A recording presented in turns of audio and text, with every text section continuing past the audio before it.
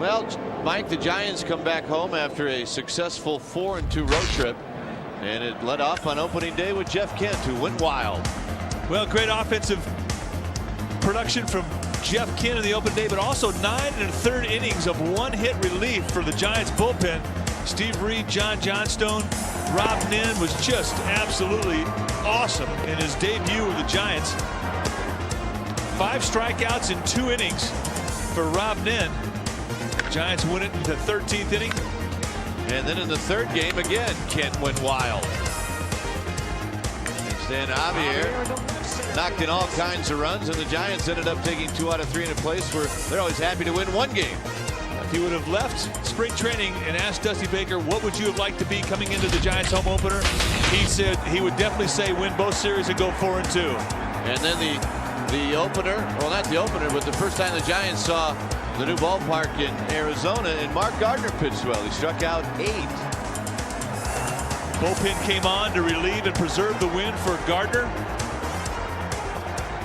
And the Giants kept rolling. And then Brian Johnson on Saturday hit a 2-run home run in the 7th inning to tie. And then eventually went on to beat the Arizona Diamondbacks on Saturday and ended up taking 2 out of 3. So it was a good road trip, and I think you're right, Mike. If you can take 2 out of 3 wherever you go on the road, you got to be happy with it, especially after a 9-21 spring training.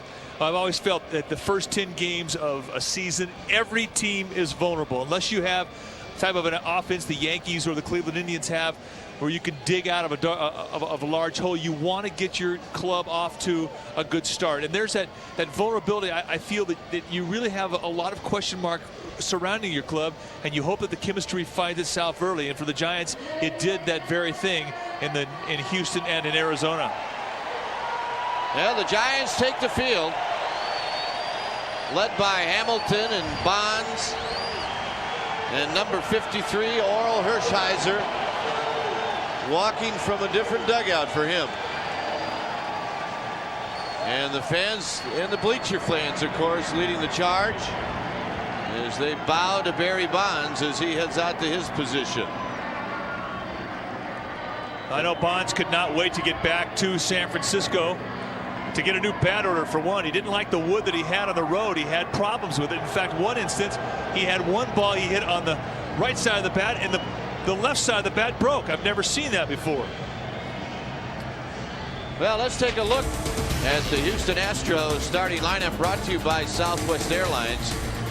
Craig Biggio will lead it off, followed by Derek Bell. Hitting 3rd is Jeff Bagwell. Sean Berry, the cleanup hitter. Moises Alou hit a 3-run home run off of Hershiser in Houston.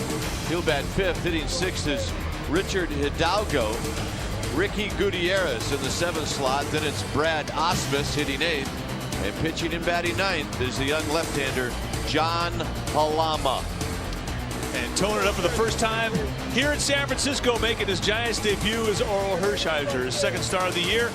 Against Houston, career 15-13.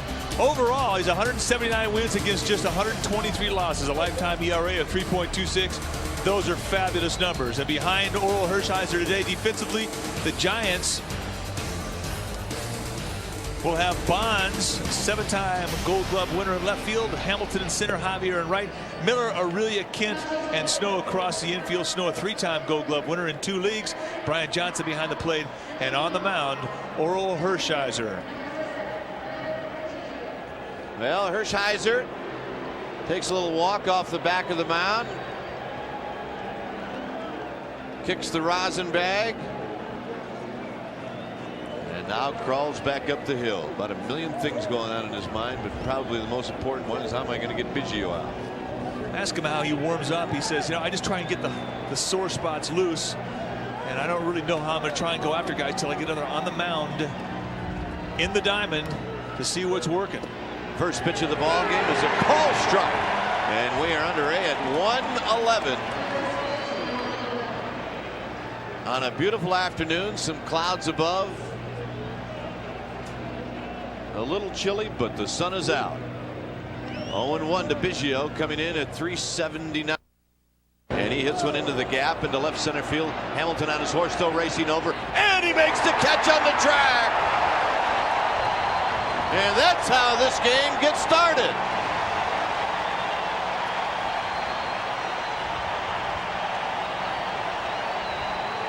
That had double gap written all over it.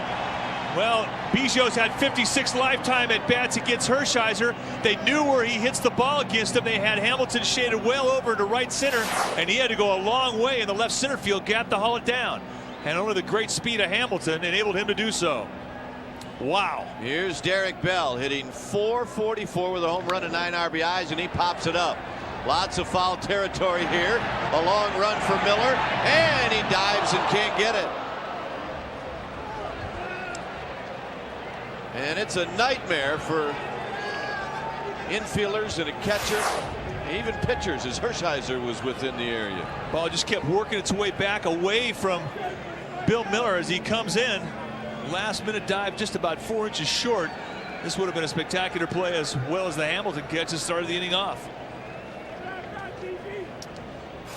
So everybody kind of sit back and relax as Hershiser works his way back to the pitcher's mound.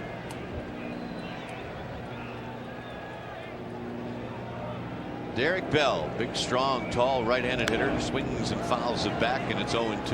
And Derek Bell is off to a tremendous start. .444 early on this season, 1 homer, 9 RBIs. But it seemed like everything he hit in Houston against the Giants was loud. A lot of good, solid contact. Says he's seen the ball extremely well right now. He had 3 doubles on opening day against the Giants.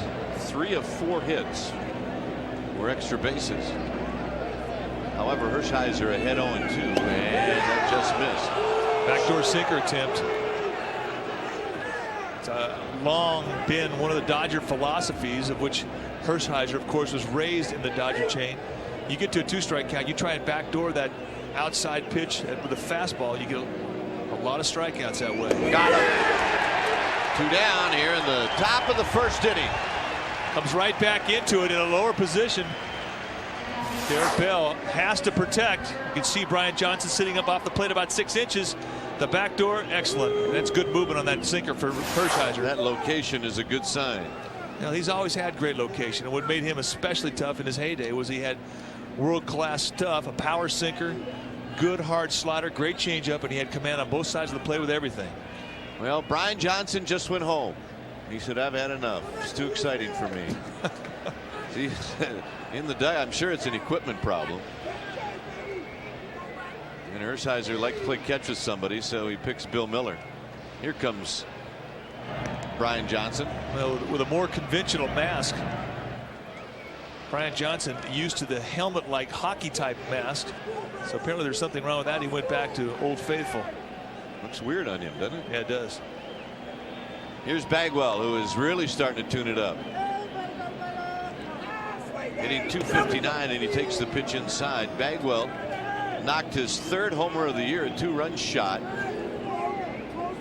against the Colorado Rockies 2 games ago. And he looper down the right field line. That'll be out of play.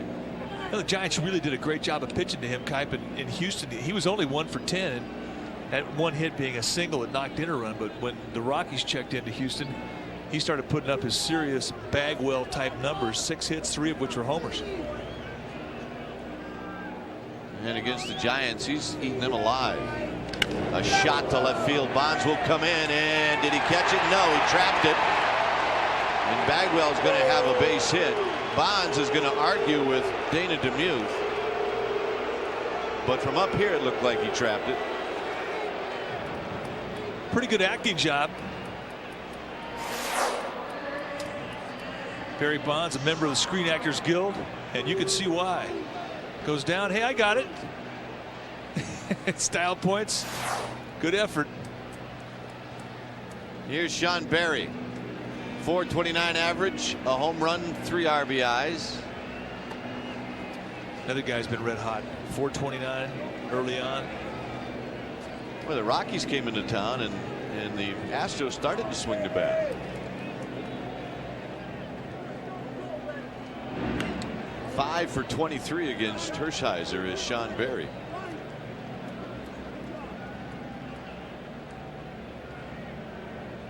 Moises Alou is on deck with 2 outs and Bagwell aboard, and the first pitch is a strike. Now you cannot forget about Bagwell at first. He stole over 30 bases last year. Matter of fact, he was a member of the 30-30 club. I think he has a goal this year to be another 40-40 guy. There's been 2, Canseco and Bonds. Bagwell wants in that club. Roller foul. Now there has never been a player that has exclusively played first base that has ever been in the 30-30 club. I think a lot of his stolen bases are sneak attacks. And guys just forget about him over there, as you mentioned earlier. He can't do it. He likes to walk into his lead. He likes to move into a rolling lead as he gets going. Well, he's forced to stop there because Hershiser made him stop. That's what you have to do. You got to make sure that he's planted, stopped before you go home.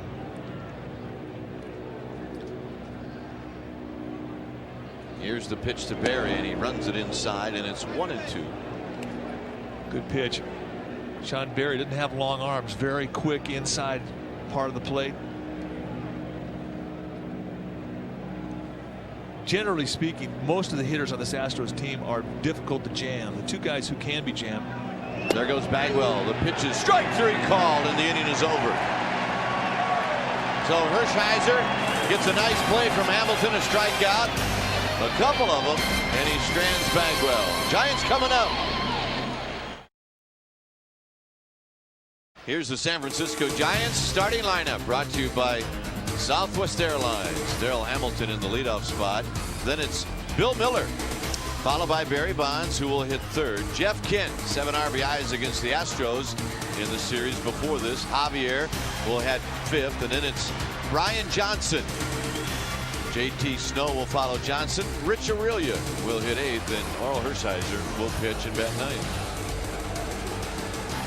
Left-hander John Halama making his 2nd major league start, and the Giants were hard on him in his debut in Houston. He went 4 innings, gave up 9 hits and 6 earned runs. But the one guy that he had some severe ownage on is in the batter's box right now. 3 strikeouts on the day, and they were all to Darrell Hamilton.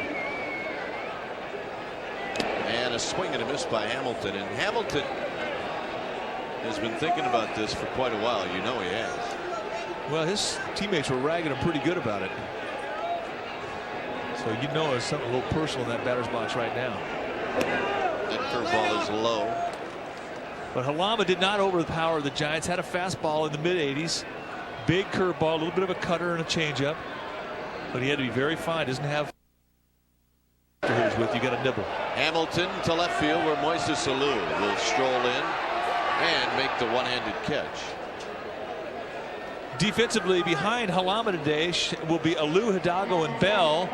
In the outfield, Barry, Gutierrez on the left side of the infield, and Gold Glovers, Biggio and Bagwell on the right side. Brad Osmus will do the catching for the Astros for rookie left-hander John Halama.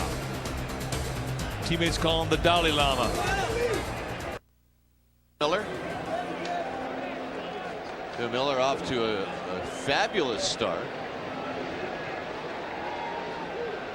10 for 22. A couple of home runs the other night against the Arizona Diamondbacks. Matter of fact, the only 2 runs the Giants scored in that game.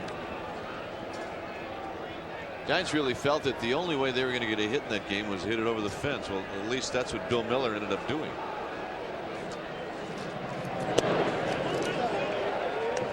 Miller with 9 career home runs. 7 have come in Sean Estes starts. And there's a swing and a miss.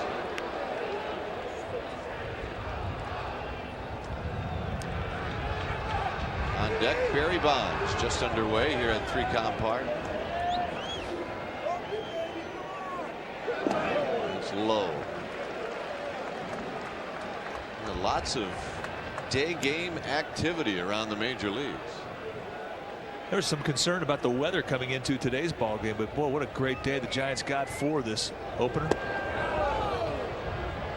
Bill Miller pulling off that outside part of the plate a little bit, Kipe. Yeah, that looked like a long ball swing. Well, you hit 2 home runs in a game, you start thinking dinger. Here comes the payoff pitch, and he walked him.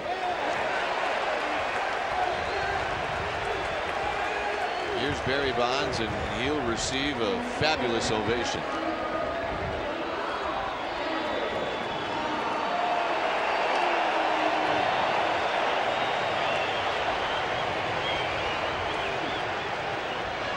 Bonds against Halama had a couple of doubles in Houston.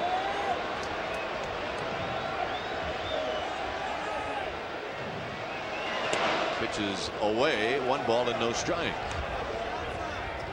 I think one of the things that the Giants lineup presents to the opposing pitcher is that the 2 guys on top of the Giants lineup take a lot of pitches, and that's significant. And Bagwell got more picked off than Miller did. Yeah, Bagwell's coming off to get into his defensive position.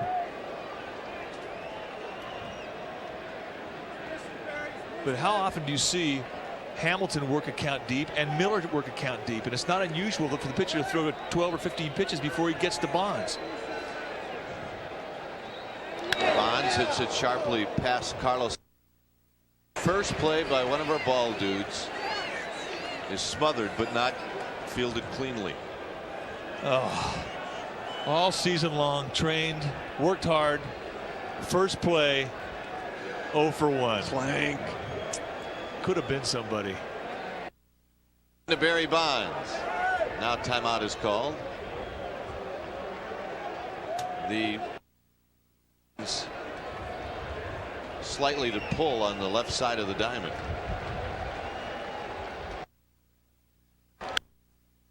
And fouled it back. Barry is off the line at third. We've seen more and more teams really put a shift on for Bonds. Larry Durker, the fine skipper of the Houston Astros. 1 ball and 2 strikes. Hole between first and second with Bagwell holding on Miller. It's low and away. That last breaking ball that Bonds fouled back, he just missed it. So I have to believe that Bonds is picking him up pretty well. Here's the pitch to Bonds, and it's low and away, and Miller thought about it but goes back. It's a full count. Running situation for Dusty Baker. He might send Miller here in the 3-2-1 out count. Jeff Kent waits on deck. 3-2. Let's see if Miller goes. It's Halama. The one thing about this 3-2 situation, if you're the runner and you do get the go sign, you have to make sure he throws home. Cannot get picked off.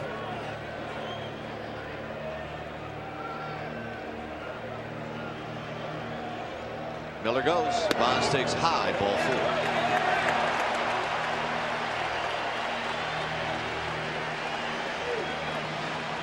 You know, Halama is doing what Hershiser did in his start against the Astros in Houston. Hershiser had some control problems in that first inning, but not today. Back to had a couple of doubles. Double and a triple against Halama.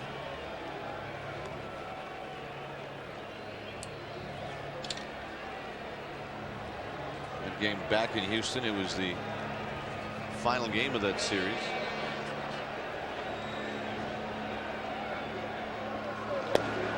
Outside corner for a strike. Kent will do that. He'll go in there and start digging a hole. The whole time he's doing it, he's talking to the umpire. Especially when he doesn't like a first pitch strike called, which he thought, I'm sure, was outside. Charlie Relaford behind the plate today.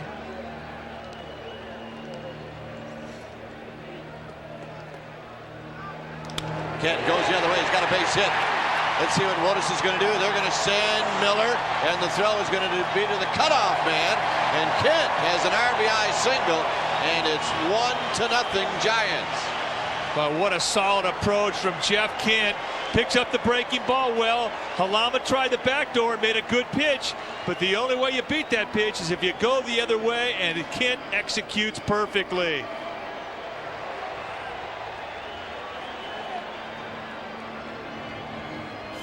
So the 2 walks, 1 already scores. Osmus, the catcher, the big target outside. You can see where the pitch was coming in by way of Laredo. And Kent stays right in. Concentration stays through, goes to right. Perfect. That is exactly how you defend against that pitch. That was a good pitch. Here's Javier, who has 9 RBIs on the season, hitting .269. In the dirt, breaking ball, and it's 1-0. Remember, we talked about Halama making his second start in the major leagues. When you make a pitch like he made to Kent in the minor leagues, you get outs. Start hitting those pitches, and boy, that'll shake your confidence if you're a young pitcher. Javier had a couple of hits off of Halama in Houston, and 3 RBIs with those 2 hits. He had 4 total in the game, and that's a strike. Changeup, good pitch from Halama. Javier, the 1-0 count, sitting on the fastball. That's when a changeup is most effective. And you can see the location that he made to Kent. That ball is on the knee high, off the block. Just, I mean, that's a perfect pitch. When a guy beats you in that location, you start to scratch your head a little bit. Bonds thought about going, and Javier takes the pitch up high. Bonds is signs that he might be thinking about stealing third if he gets a good enough jump.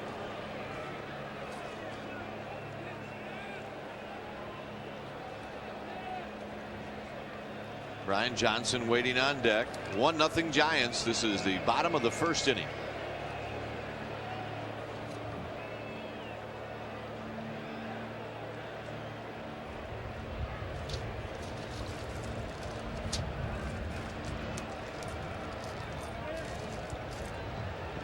But right now in John Halama's mind, it is racing. There is panic. Javier hits one high to left field. Alou shading his eyes, fighting the sun and wind, and he makes the catch. 2 down. Now that will help the rookie.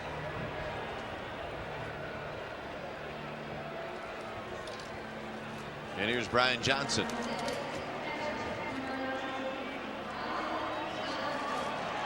Well, Brian Johnson hitting .235. He's got 4 hits in 17 plate appearances. One of those 4 hits, a home run on Saturday to tie the game against the D-backs, and Giants eventually went on to win.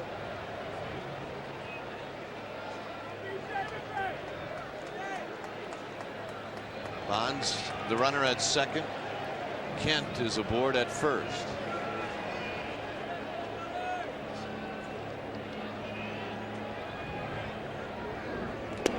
Outside corner for a strike. That's his strength.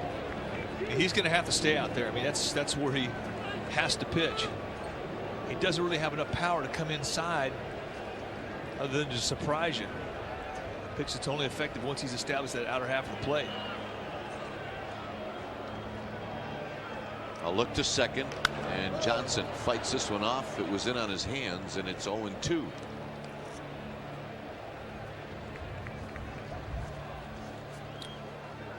Well, the Giants took 2 out of 3 in Houston, and since then the Astros have played well. They are 4-3 on the year, and they've won a couple in a row.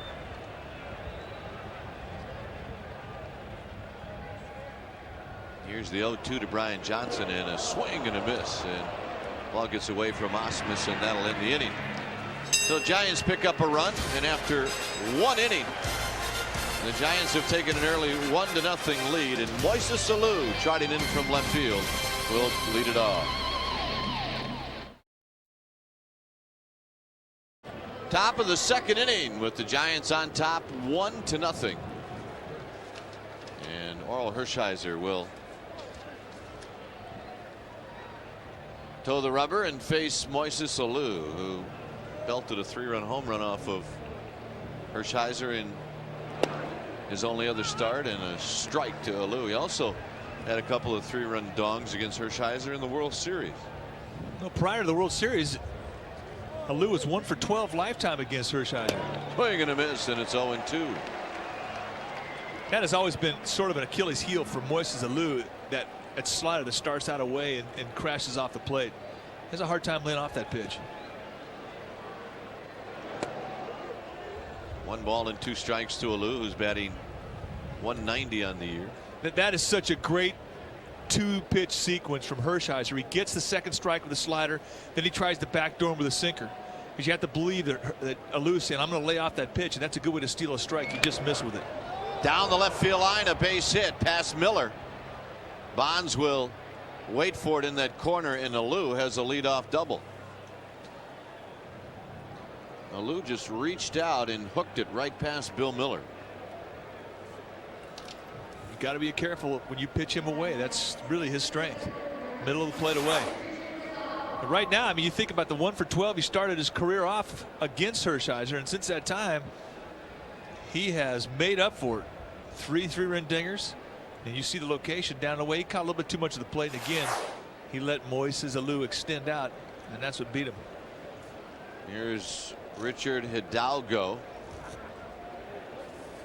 the center fielder for the Houston Astros, with Alou at second base, and he takes a strike. This guy's got good bat speed, very strong.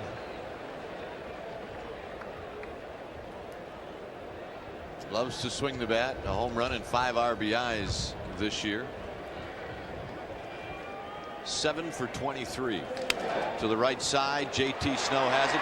The quick throw, and back is Alou. Aurelia could not get back quick enough.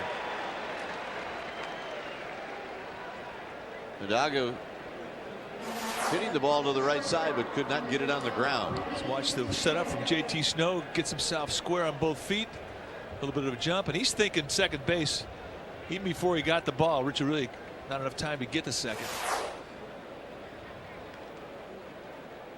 Here's Ricky Gutierrez, the shortstop. Gutierrez had a great spring. He took it right into the season, hitting .391. Up and in to Gutierrez. 9 for 23 with an RBI.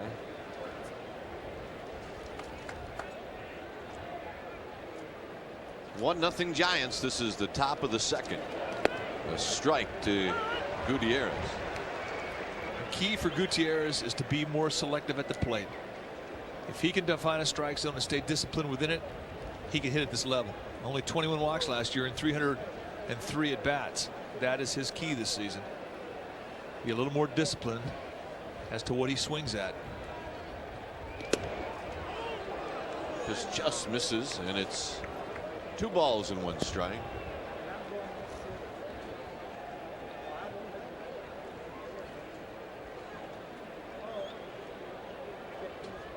Ricky Gutierrez. Waiting on deck is Brad Osmus. Swing and a miss, 2-2. The advantage that Hershiser has over a young hitter is that Hershiser has great command with everything. He's never backed into a 1-pitch situation. Young pitchers who have 2 or 3 things that they can do with the ball, if they can't get 2 of them over, they're backed into a fastball. They've got to throw it. That predictability wears you out. With Hershiser, he's never backed in. Hit on the ground, foul past Mike Covich. He can cut the ball, he can sink the ball, he can put it on both sides of the plate. He has a changeup, a slider, curveball. A couple of speeds with both his breaking balls. Thinks extremely well, and one of the best situation pitchers I've ever seen.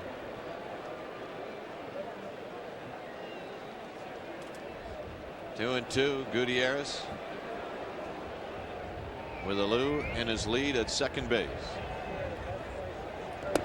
And did he go around? They're going to check. No, says Paul Schreiber.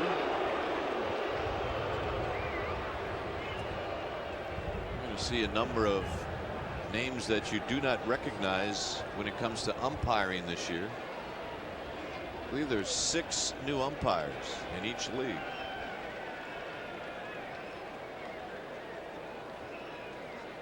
Three balls and 2 strikes. Get on the ground again. Foul. Ball dude. Ooh, the ricochet got him, but he knocked it down. Got both ankles. Dick, you could have made us proud. There's lefty.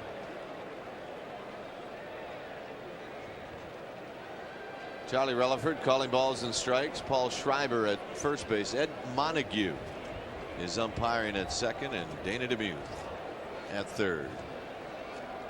3-2 to Gutierrez, and it's inside. He walked him. Well, plan now to avoid day of game lines. And how do you do it? Well, the Giants have a new 6-pack offer that you might want to take part in. 6-pack start at only $25. You got 6 different packs to choose from. Call 1-800-SF-GIANT right now, because ticket reps are standing by. You've got all kinds of great different packages. 5, you got Friday night, you got Saturday, Sunday packs. Check it out. In every one of those packs, you get a free Dodger game. That's right, a free Dodger game. Check it out. New Giant 6-packs. Brad Ausmus off to a slow start. 3 for 20. And he takes a strike.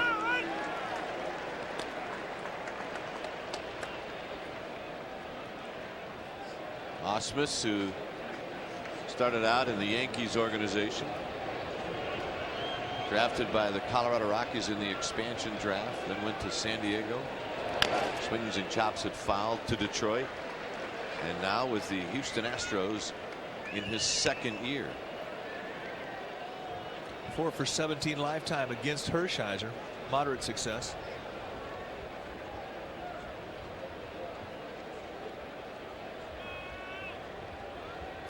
Oh, 2.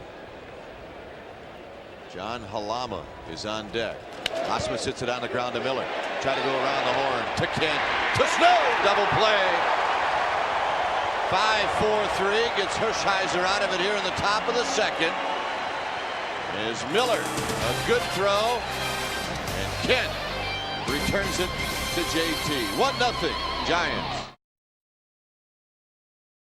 Bottom of the second inning coming up, with the Giants on top 1-0. Well, the gentleman standing, Larry Baer, the executive vice president and chief operating officer. Next to him, the mayor of this great city, Willie Brown, and next to him, of course, Peter McGowan. And today, however, it's Larry Baer and Pam Baer Day, because this couple had a baby yesterday. Zachary Cody Baer, 7 pounds 15 ounces. Congratulations to the Baer family.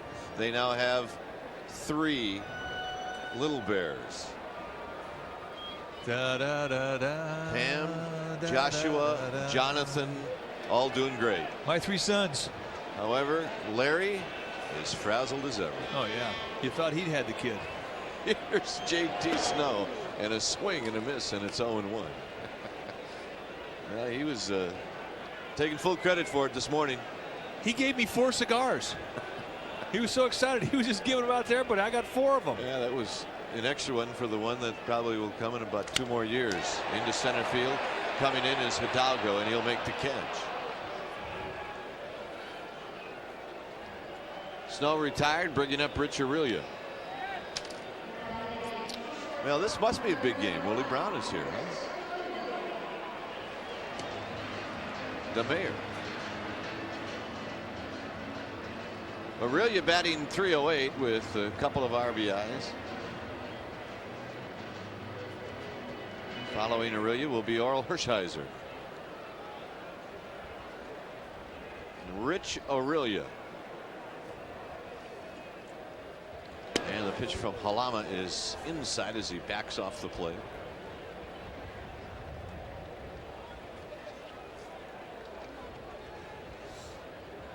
Good.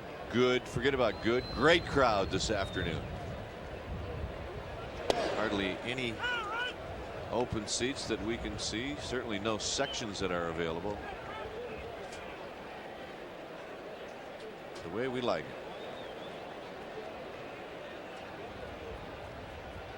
Halama to Aurelia, and that misses. For John Halama, you have to wonder as to how he's going to handle pitching in front of a crowd this size.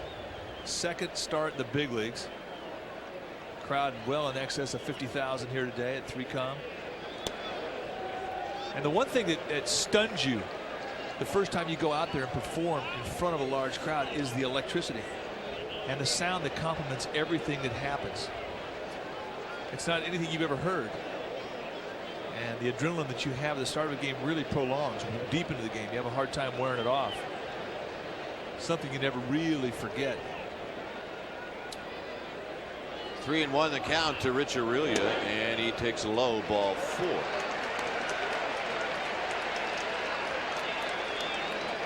Well, every night Fox Sports News brings a complete wrap-up of the day in sports live. Check it out, Fox Sports News on Fox Sports Bay Area tonight at 10:30.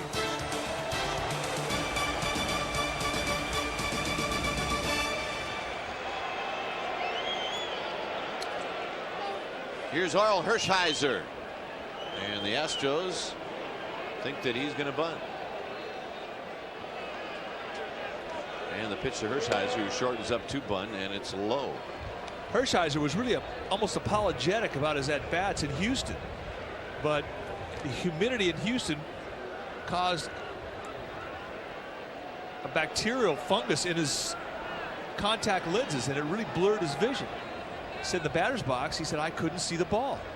He said, I'm a good bunter, and he said, I didn't even come close. Now the throw to first, and Aurelia is back.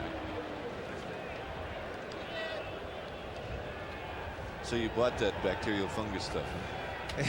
Yeah, I thought that was pretty good. Plus he said, don't tell anybody.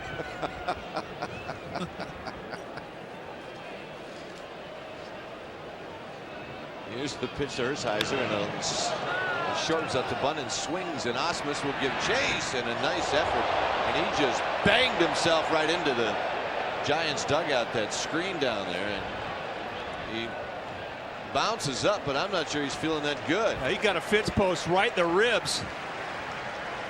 Great effort from the Astros catcher Brad Osmus. You see him go down and slide. Watch his right side, just wrap around that pole. Ouch. One more look. Ow. Astros have to feel lucky he's back in there, didn't break a rib. What a good effort, though, by Brad Osmus.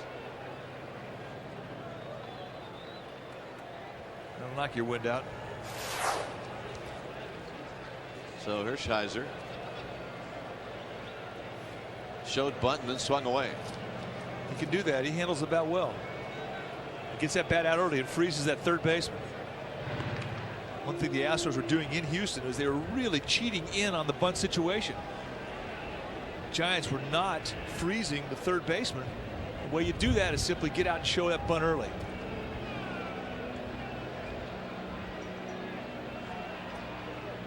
There's Dusty Baker in his familiar spot in the dugout. And Hershiser lays it down right in front of the plate, and it is a beauty. And he advances the runner, and okay, I believe the fungus stuff now. 2-4 on the sacrifice bunt. He does it absolutely perfectly. Gets the ball down right side, makes the catcher field the ball. Then he gets on the right side of the base pass so he does not get hit by the ball. If he is inside the base pass, he gets hit, then he is out, the runner goes back. So a good job all the way around, bunting and base running. 2 outs with Aurelia now in scoring position.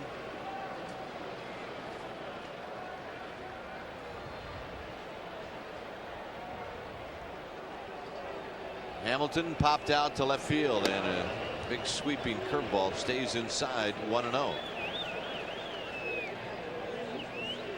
Scoreboard balls and strikes have gone out.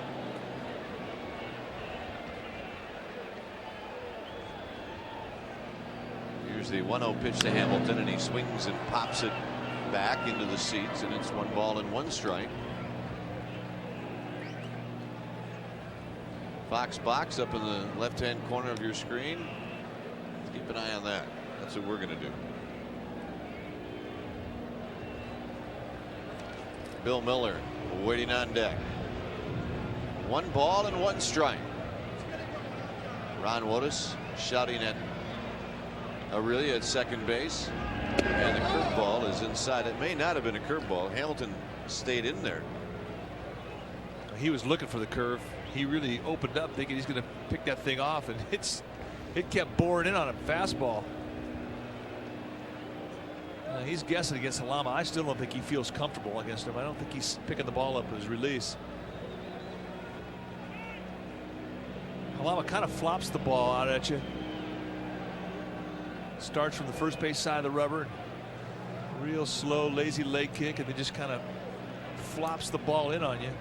And I don't think Hamilton's seeing it real well.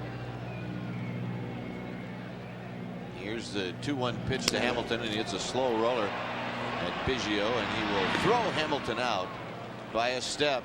No runs, no hits. The Giants will strand one. We've completed 2 here at 3Com Park. 1-0 Giants.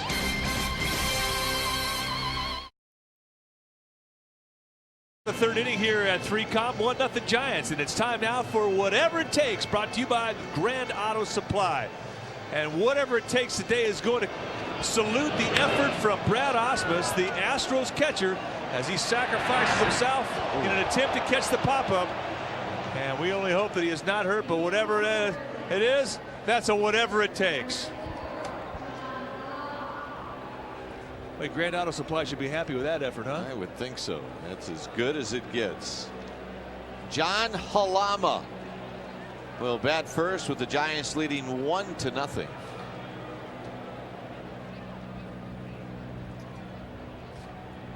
Halama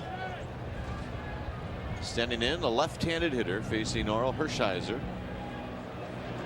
And the first pitch is inside, 1-0. Halama as a hitter is 0 for 1. Pretty healthy cut right there. Yeah, it sure was.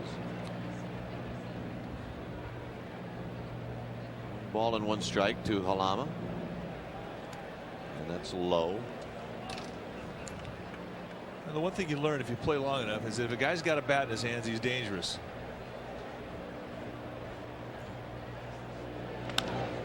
Hershiser right in the webbing of his glove, and he underhands it to J.T. Snow. Now there's still some prime C locations being held for season ticket purchases. Why not become a season ticket holder? The 17 best game plan includes interleague games, the Dodgers, the Braves, Bat Day, Fireworks Night, and much, much more. 17 best game plans start at only $85. Received season ticket holder benefits, including postseason rights. Call 1-800-SF-GIANTS right now. How about Hershiser, huh? 39 years old, like a big old kitty cat out there bouncing off that mound, making that defensive play. Got a little extension on that glove. Here's Biggio, who hit a ball in the gap in left center field that Hamilton tracked down. Hershiser kind of vultures when he gets on the rubber. Everything's together. The hands laid down the sides, square away. That he kind of slumps his shoulders down on you and kind of squints his eyes. The vulture. Strike to Biggio. This has been a hard out for Hershiser over the years. Biggio has had great success lifetime against Hershiser, 446, and hit the ball hard in his first at bat today. Yeah, Biggio's a pest, and he can be a tough out for anyone that scoots by Brian Johnson. 1 ball and 1 strike. Biggio, 32 years old. You know the story. Started out as a catcher, won a Gold Glove. Said, this job is easy. I want to try another position. Played second base, won a Gold Glove. That is so remarkable. Sweeping curveball that misses 2-1. And well, how do you feel about that? You're an old second baseman. Here's a catcher, learns your trade and gets a Gold Glove with it. What's that all about? I know, he makes it look like you can just drop anything and go out there and play second base. No problem. Is it that easy? No. Took me 25 years to figure it out. It took him a year and a half. Get on the ground, foul. Somebody brought themselves a net. Look at that. You can bend it. Veteran move right there. I know I used to get ragged when somebody would you know, have a great arm in the minor league, couldn't hit. They threw a toe plate on the guy and he became a pitcher. Like it was like, well, when all else fails, I'll just go be a pitcher. We'll make this guy a pitcher. Really? Swing and a miss. And Biggio strikes out.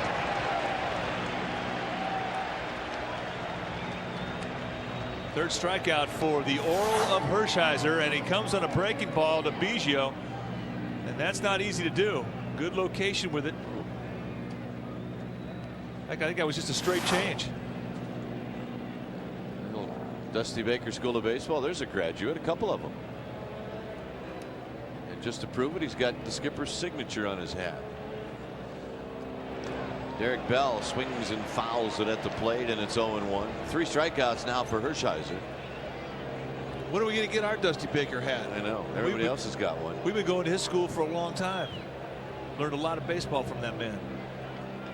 As have a lot of the Giants. And certainly the youngsters that go there pick up a lot. 0-2. The Perfect scoreboard pitch. is back, by the way. Perfect pitch. He'll drop that curveball right between home plate and the catcher's foot. And for Derek Bell, as a low ball hitter, that's just too inviting. Can't lay off it. Looks like Brian Johnson has got his mask back. 0-2 to Derek Bell. Johnson wants a fastball upstairs. Got him. And that'll retire the side. 4 strikeouts for Oral Hershiser. Giants leading 1-0. Miller, Bonds, and Kent coming up.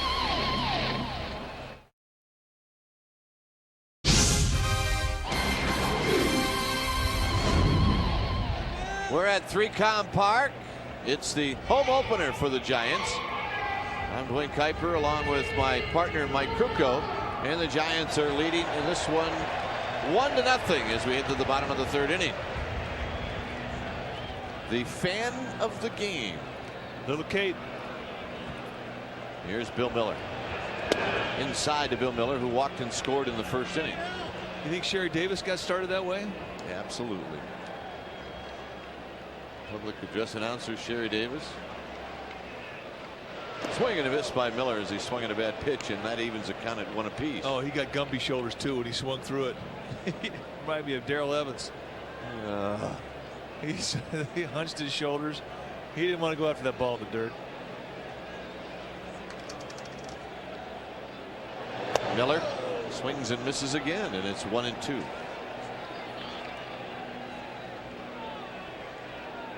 John Halama right now has dazzled Bill Miller. And Miller hits one down the line, and that'll be just foul.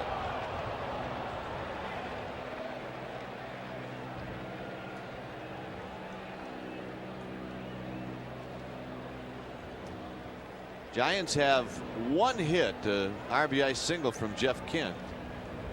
Halama has walked 3. Miller hits it on the ground to Gutierrez, who backhanded the ball that was hit right in front of him, and that's out number 1. Yeah, I think Gutierrez got away with one there. That's sloppy shortstop play. They say just make the everyday plays, but there's no need to come into the backhand position to field this ball. And that's when you start having errors. And if that would have been an error, that was an unnecessary one. League MVP and 7-time All-Star, number 25, Barry Bonds. That's great. It brought a smile to the left fielder. Bonds turned around and took a look. She's doing great. She's got her game face on. You know, Bonds with that grin as if to say, don't remind that guy out there, please. Here's the 1-0 pitch to Bonds, and it's low. Halama walked Bonds in the 1st. Keeping the ball down and away. Careful not to miss out over the plate. Bonds got underneath it. Sean Berry giving chase, and he makes the catch. All right, now let's hear Jeff Kent and his introduction.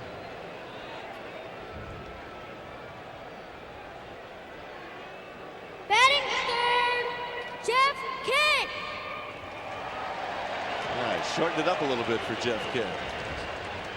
Now knowing Jeff Kent, that's probably the way he wanted. Yeah, absolutely. Doesn't like to draw a lot of attention to himself. Kent hit a line drive to right field in the 1st inning to knock in Bill Miller. And a curveball is in for a strike. Well, the Fans acknowledge what a fine job young lady did. Inside corner, strike 2 call. 2 good pitches from Halama, both on the inside half. He got beat away, which led to the only run of the game. Kinnan excellent at bat back in the first. Went to right field on a breaking ball, backdoor curveball, and now twice they've come inside. Kent hits it fair right over the bag at third, and Bagwell just stays on the bag to end the inning. A 1-2-3 inning for John Halama. 3 complete here at 3Com. Giants are on top 1-0, and it'll be Bagwell, Berry, and Alou coming up. Well, we reached the 4th inning here at 3Com Park, and the Giants are leading 1-0. This little guy digging the game and the score, and Bagwell to stand in, and he singled in the first inning. And the first pitch is away. 1-0 to Jeff Bagwell. Followed by Sean Berry and then Moises Alou. Hershiser to the plate. Bagwell swings and fouls it.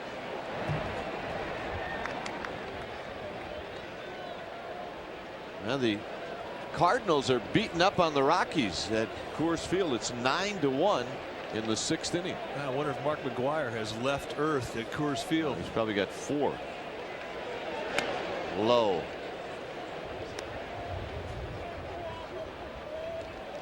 Bagwell 3rd in the MVP voting for last year. Walker, Piazza, and then Bagwell, and then his teammate Biggio right behind him. 3-1.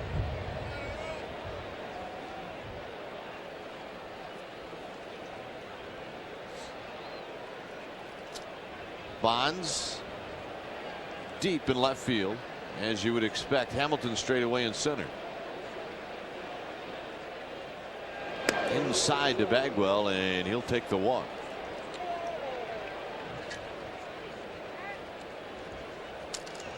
Second walk that Hershiser is issued.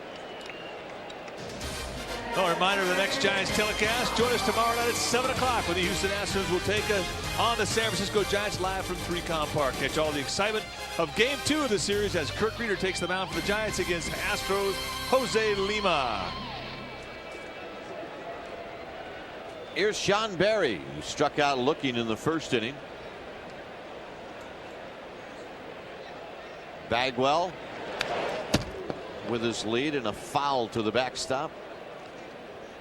One thing that we have seen this year that's different in this ballpark is you take a look at Sean Berry right behind home plate, the Giants logo between home plate, and attractive looking. Dressed it up. I like it. Clean look to it. Berry takes it low. 1 ball and 1 strike.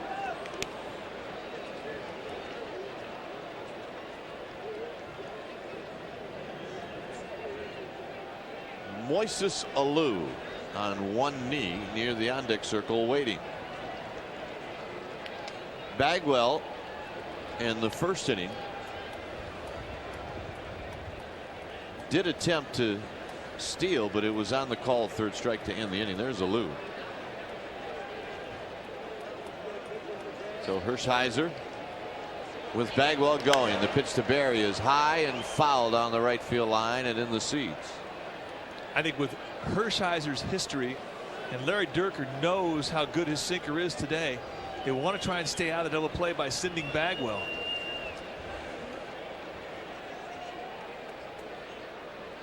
Not a bad idea. Yeah, that is a good idea. He's pitching for it right now. He'll go after Berry with sliders and sinkers, trying to get that thing to whack down on the ground. 1-2.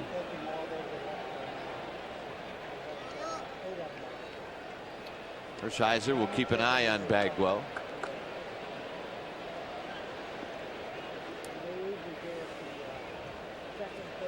Giants turn to double play to end the 2nd inning. Miller to Kent to Snow. Strike. Berry strikes out. You can't plant a sinker on the inside corner any better than that. And Barry, who's quick inside, just gets lost. Watch the location. Johnson sitting up on the inside corner, and that's some paint. See ya. Here's Alou, who doubled down into the left field corner to lead off the second.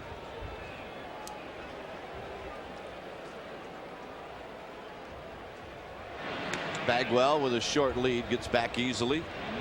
Moises Alou along with Rob Nin are set to get their rings tomorrow. Dave Dombrowski, the general manager over the Florida Marlins, is going around the country giving all of the Marlins who are no longer with the Florida organization their rings. Bagwell goes. Johnson could not get a grip on it, and Bagwell has a stolen base, his third of the year.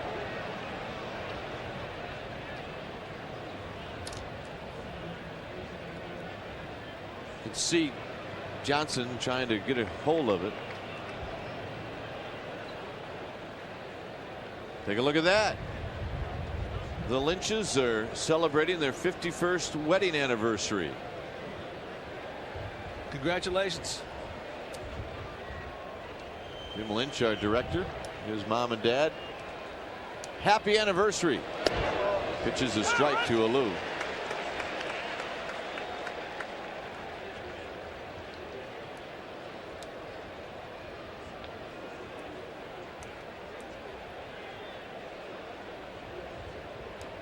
Bagwell with a good lead at second base. The 1-1 pitch to Alou, and he just missed. Wanted to hit the outside corner and didn't. 2 balls and 1 strike. Steady diet of breaking balls. And it's just sort of a swing has happened in the relationship between Hershiser and Alou. Remember, Hershiser had it his way for a long time, 1 for 12, but boy, the last 12 at bats have been all Alou. Hershiser right now is trying to figure out a way to go after him. And he spun that one, and it's 3-1. Another breaking ball. Well, with the base open, and even though it's early in the game, and you're working towards the bottom of the batting order, less experienced hitters, it may be that if Hershiser walks Alou, that's not going to bother him at all. No, and he has a good sinker today. He's very well aware that he can get a ground ball, so I think you're right. He'll be careful here. Certainly won't give it a 3-1 pitch. Giants fans will also grow to know Hershiser. When he gets men on base, the pace of the game comes to an abrupt halt. He is very deliberate.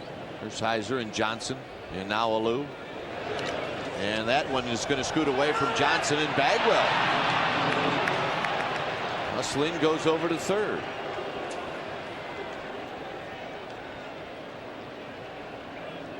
Well, that was not supposed to be in the whole scheme of things.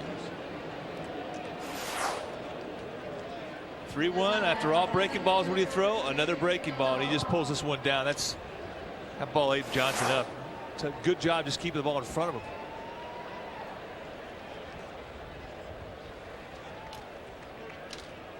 Here's Richard Hidalgo, who been trying to go to right field to move a runner from second to third, lined out to JT Snow.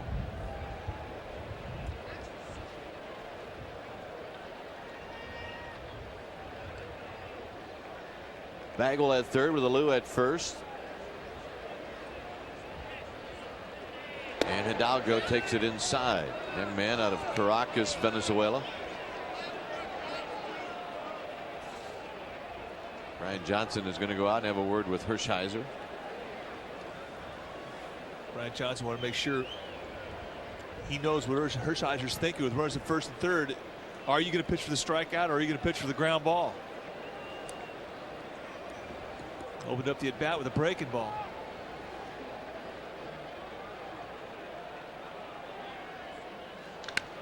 To left field.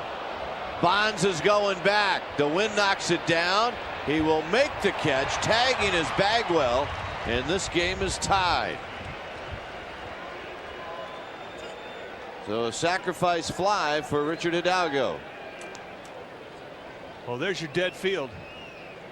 That ball was crushed.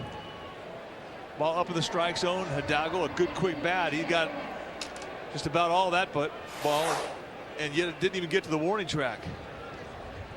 Right out over the plate, belt high, and boom. And right now you're thinking stay in. Wind knocked it down and hardly got to the warning track. 61 throws on the day for Hershiser. Here's Ricky Gutierrez.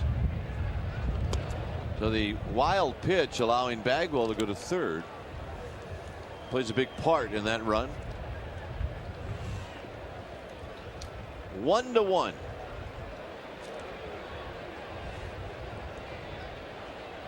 Hershiser steps off. Alou is the base runner at first. Alou could steal a base. He's good for about 10 a year.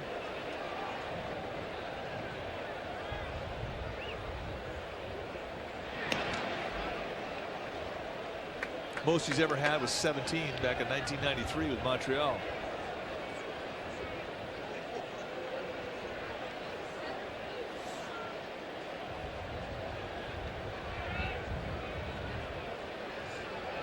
Hit on the ground. Miller has got it. He throws from his knees and they get Alou. Bill Miller giving ground and staying with that tough ground ball to his left. Makes the play and gets the force play to end the inning. Home half of the fourth coming up. Astros 1, Giants 1.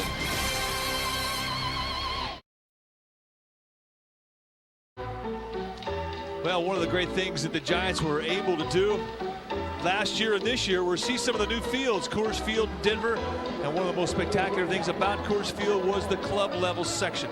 That is what's happening. Absolutely wonderful amenities that surround the ballpark throughout. Great food, service. Of course, the vistas are fabulous. You've got lounges and bars, and you've got all kinds of the amenities, I think, which are quite unusual, all the way down to a cigar room. The Bob Bank One Ballpark, another spectacular achievement for club seats, and you can have all that by calling 1-800-5-GIANTS. Opening day 2000. Be part of it at Pacific Bell Park.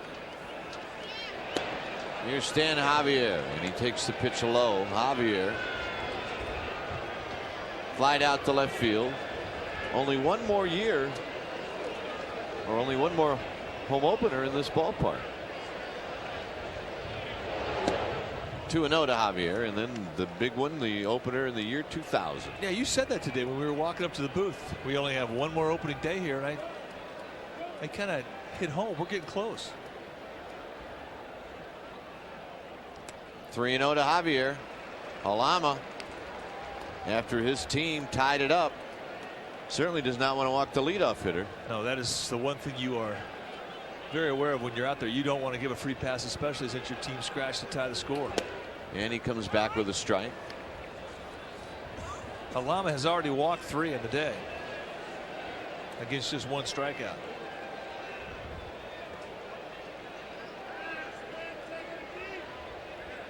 Javier tries to bunt his way on and bunts it to the backstop, and it's 3-2. Javier can drag or push the bunt. He saw Sean Berry, the third baseman of the Astros, really playing a deep set of third, and hey, they're going to give you the base, might as well take it. By the way, it's now 9-8 in Colorado. Cardinals are still leading. Here's the 3-2 pitch to Javier, and he strokes it down the left field line, and that'll hook foul. They tell us Dante Bichette in that game is 12 for 12. He has been red hot. Did he have 5 hits yesterday? He's had 3 games already of 4 hits or more. Had 4 all last season. He said that no matter what he does, though, he'll be 2 or 3 points behind Gwynn at the end of the year. 3-2 pitch to Javier, up the middle. Biggio backhands it down to a knee, and he will throw to his buddy Bagwell. 1 down. Boy, nice play by the Gold Glove second baseman of the Astros, Craig Biggio. Went to his backhand and sort of did a slide into the backhand. Now this is a former catcher. Keep that in mind. To his right, very quickly slides into it, to his feet, squares, and shoots him down. Nice play. That was a base hit he just took away from Stan Javier. Here's Brian Johnson. He did it with a blindfold on, okay? Yes, he did, and the gear. Johnson foul. Looked like he hit that one right off the end of the bat. 0-1.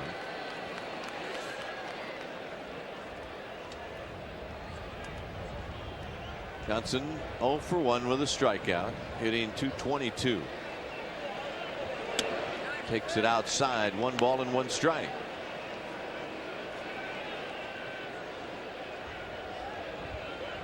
JT Snow waiting on deck.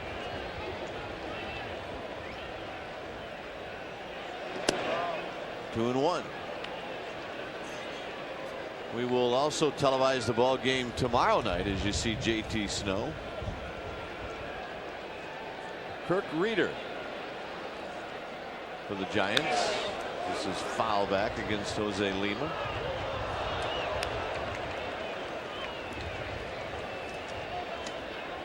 There's Kirk Reeder, who gets the job today of filling out that chart. He's already working on game face.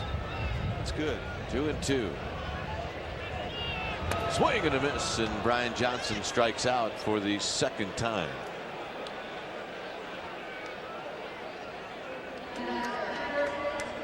Here's JT Snow, who in a fly ball to center field to lead off the 2nd. And check out the hot and cold zone for JT Snow. Kill zone, middle end, likes the ball up.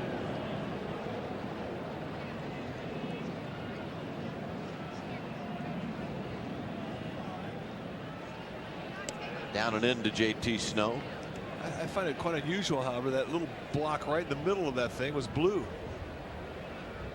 I thought that'd be red for everybody. Everybody.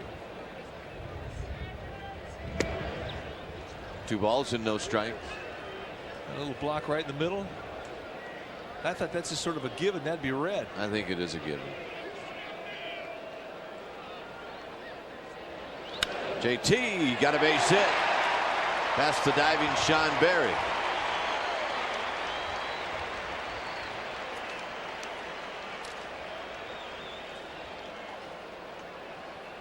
JT Snow early on this season, hitting almost 300 from the right side.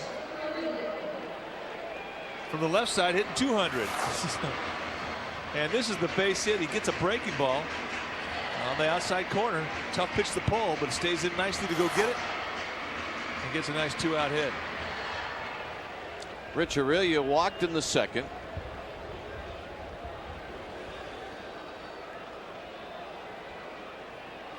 So Snow a base runner with 2 down.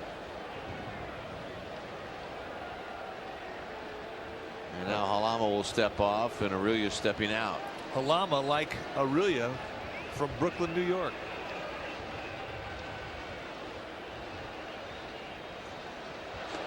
In the dirt, blocked by Brad Ausmus, 1-0.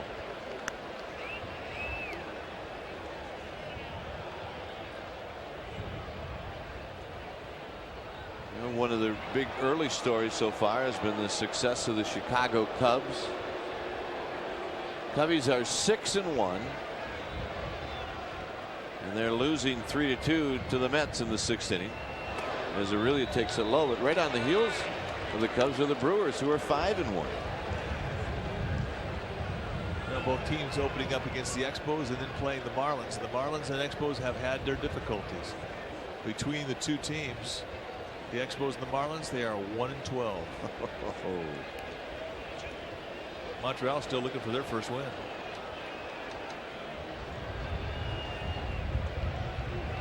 And that one win was an opening day win for the Marlins against the Cubs. It's a situation for Rich Aurelia, where he's really got to understand that pitcher out there isn't going to give in to him. He's behind 2-0, but there's a pitcher on deck.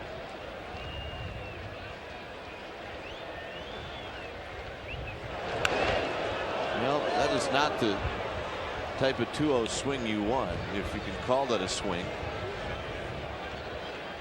But Aurelia checked it into the seats.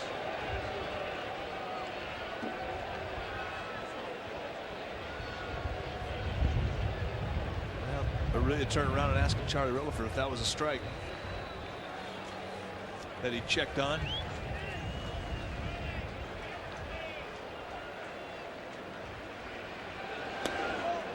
Three balls and one strike. That's good discipline to watch that pitch. Now again, just like that 2-0 pitch, He's got another 3-1 situation, which ordinarily would mean a fastball count, something good to hit. But for Halama, he's probably going to keep it out there on the corners the way he did the 2-0 count. Aurelia has got one that could go up the alley. Alou with a nice play by cutting it off. Going to third is Snow. And Alou saved a run. Yes, he did.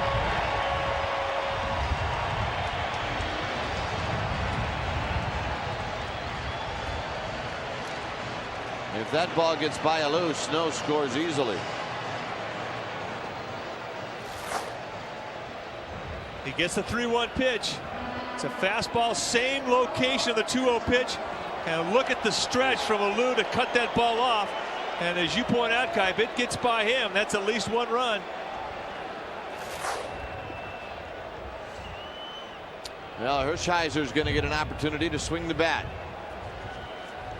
Sacrifice bunt in the second. Well, they know reputation of Hershiser, good bunter. They're playing Barry in at the line at third, in on the grass rather. And Hershiser fouls it back, and it's 0-1. I mean, this is where Hershiser really gets pesky. He's a good bat control guy, doesn't have much swing. It's almost like he's playing Pepper with the hitter, with the pitcher rather, and he just gears the whole at bat right back up the middle. One thing great about being a pitcher when you're hit, you don't have to have style points. You just need to make contact. And this scoots past Osmus, and here comes J.T. Snow.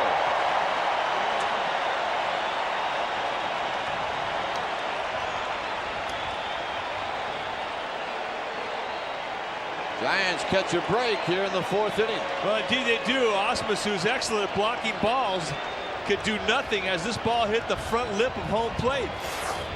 And when it hits home plate, it just hops right up over the shoulder of both Osmus and umpire Charlie Relaford. Down, whoop, there it goes, and almost into the stands. Saw Hershiser point to the plate.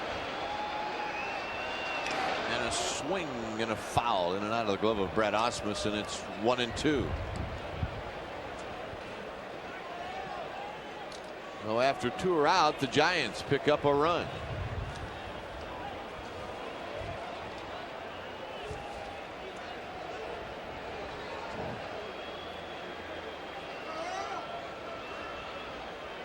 Hershiser waited on that curveball and still was out in front and fouled it off the end of the bat. I think he hit it down at the backside of the bat. Like I said, you don't need style points. You just need to make contact. You can't get any shorter than that. 1-2. Got him. Side retired. Giants pick up a run. And we have completed 4 innings. It's the San Francisco Giants leading the Houston Astros 2-1.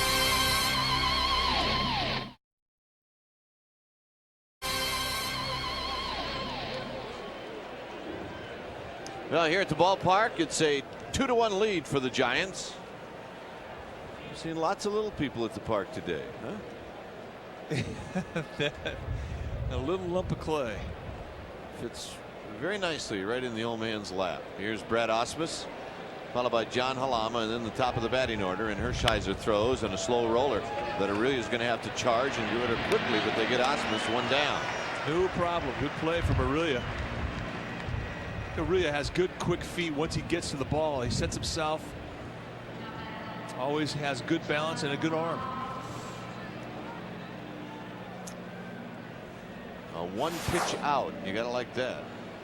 So quickly the feet set. Crow hop into a throw. Throws a little below 3/4, almost sidearm. Throws about the same angle as John LeMaster used to, Kai. Yep. Here's Halama, who grounded out in the 3rd, and he swings and misses.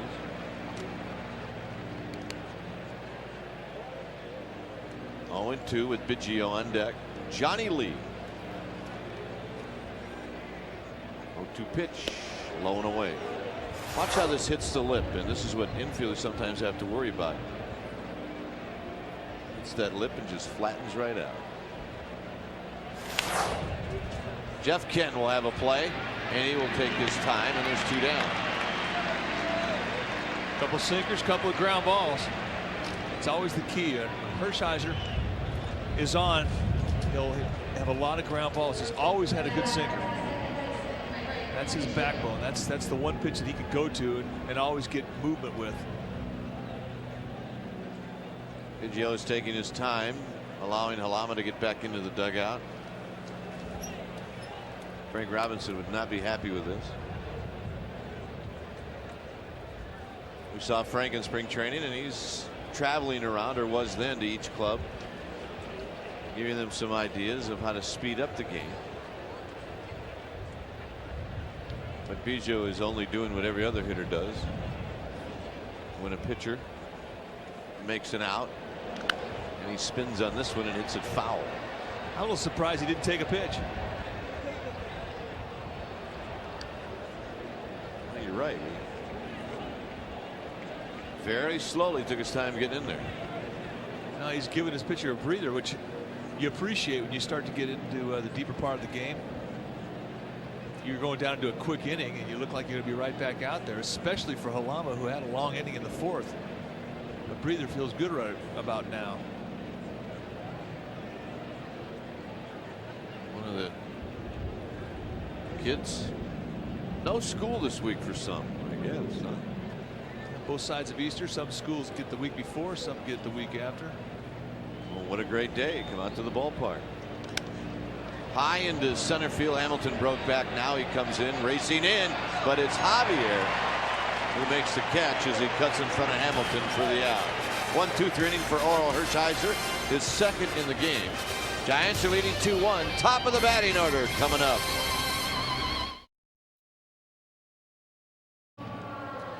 Well, we're heading to the bottom half of the 5th inning, and it's 2-1 Giants. It's time now for Hoover as they present our pickup of the game. And the 1998 season of 3Com got underway very quickly when the first out of the game was a super play from Darryl Hamilton to rob Craig Biggio of extra bases. And that is the first out of the game, and that is our Hoover pickup of the game. Here's Hamilton, who is 0 for 2. Giants on top 2-1. Halama to the plate, and Hamilton takes a strike. Hamilton needs a hit off of Halama just to break the spell. And an 0 for 3 with 3 strikeouts in Houston. He's 0 for 2 today. Well, he shortened up to bunt, and it's a ball and a strike. Now, did you do that against the guy you had trouble hitting against? Anything it took. I'd get hit.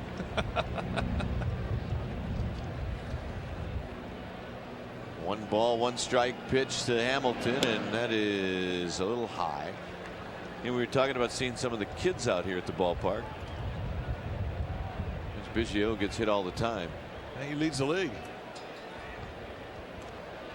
And Hamilton pulls up. 3 balls and 1 strike. It was Biggio that got hit in game 2 of the series against the Giants in Houston. He started it off against Hershiser. Got drilled. He sort of leaned into a breaking ball, and that led to a 4-run first for the Astros. Hamilton pops it back and out of play. I was talking about seeing all the kids here, and I think in Cincinnati we're on opening, the home opener, there is no school, which I think it should be that way all over the place. Nice play, Kahuna. John Miller snatching one out of the air. Here's the payoff pitch to Hamilton, and he hits a bullet past Bagwell, and he's got his hit off of Halama. And Bell will throw it into second, not in time, and a double for Darryl Hamilton. Hamilton with a smile.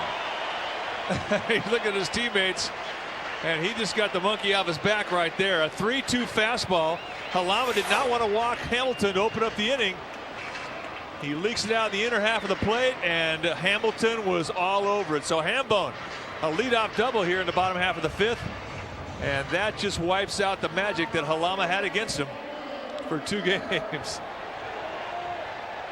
And you can see just how much of the plate that ball bit off, almost right down Broadway. Nevertheless, a good at bat for Darryl Hamilton. Now here's Bill Miller. Miller's job, get him over to third.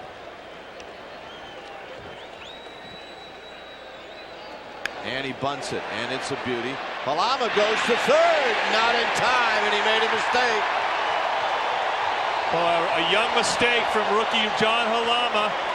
There is no force there. The play has to be perfect for Sean Berry to get the tag on. The ball went high, allowed Hamilton, who obviously runs well, plenty of time to get underneath it. He comes down anticipating the lead base, which is what you're supposed to do.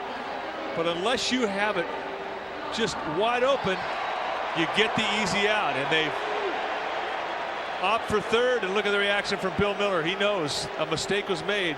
Now it's up to the heart of the lineup to capitalize. Sacrifice and a fielder's choice. No at bat for Miller. Here's Bonds.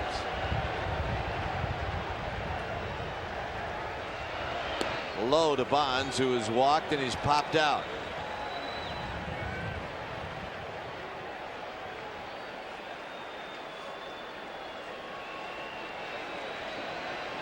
Halama at the belt. Here's the pitch. Bonds hits a ground ball into right field, a base hit. Hamilton scores. Miller puts on the brakes and he gets back just in time. Bonds knocks in a run. It's 3-1.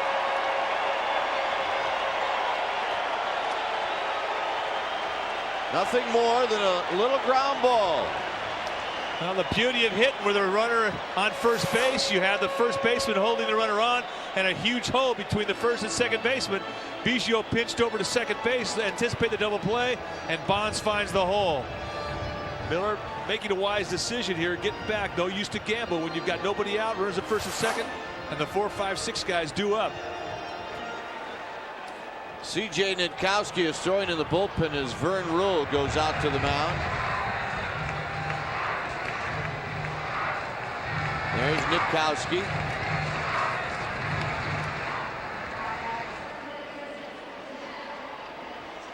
So Bonds with his first RBI of the season.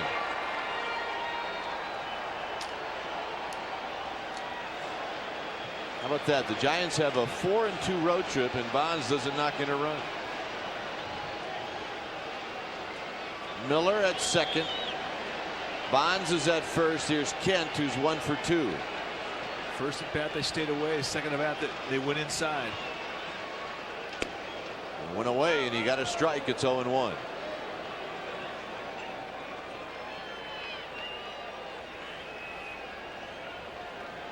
Stan Javier on deck.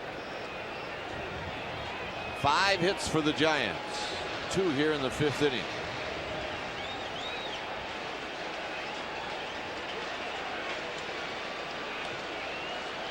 A double look to second. Miller bluffed, and the pitch is on the inside corner, and it's 0-2. That was a nice pitch from Halama. That might be the best curveball he's thrown today to get it in on a strike situation. So big on the break. I think Kent gave up on the pitch.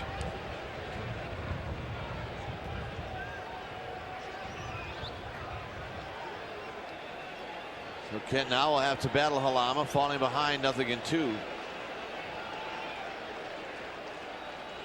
Osmond's telling his middle infielders, hold Miller close. And now he spins around to chase Miller back.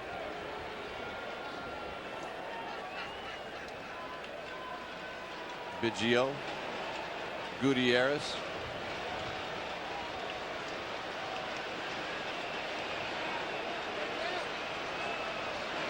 Kent rolls it foul. Fighting to stay alive. You got to protect. Big slow curveball again. Pretty much the same type of break that they got the second strike with, only for Halama he kept it down out of the strike zone. Another good pitch. And for Kent, just fighting it off. He's in a defensive swing right now, trying to make contact that gets through the infield. Miller and Bonds are your base runners.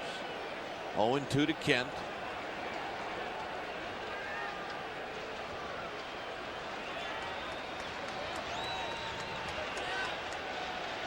Kent hits it high. Alou going back, and this one is off the wall. Here comes Miller. He scores. Bonds goes to third. Kent with a double. It's 4-1.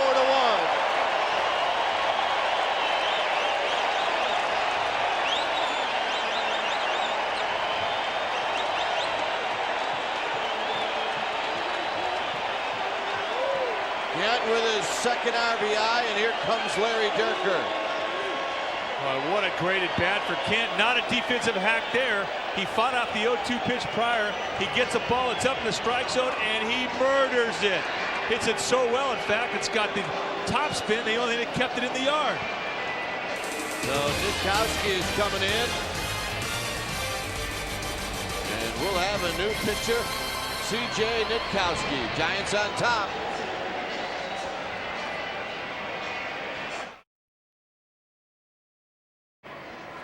Yeah, the Giants have scored twice here in the 5th inning, and they may not be done yet. Jeff Kent, take a look at this. When you're hitting in that 4th spot, you dream of pitches like this to drive.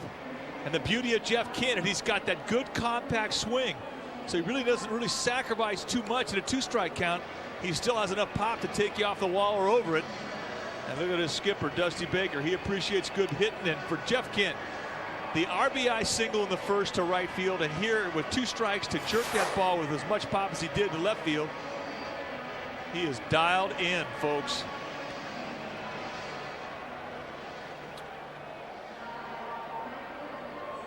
Nitkowski, a left-hander, will be facing Stan Javier. Nitkowski has been in 3 games.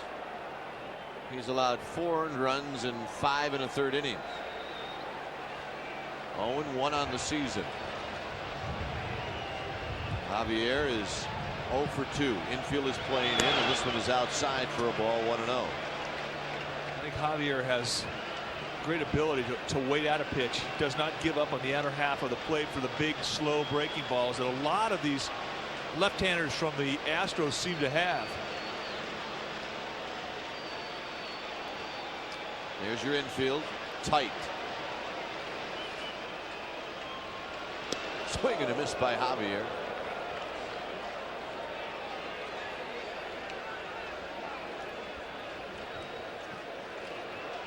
Stan has 9 RBIs on the season. 8 of them against Houston. Strike 2 call, and it's 1 ball and 2 strikes. Good pitch from Nitkowski.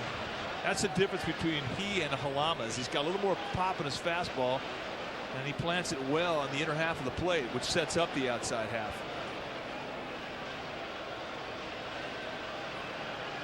I think every Giant hitter is taking the outside approach to these lefties, and they leave themselves a little susceptible to the inside fastball. But not all of these left-handers can make that pitch. Nitkowski can. Yeah, Javier has stepped out twice.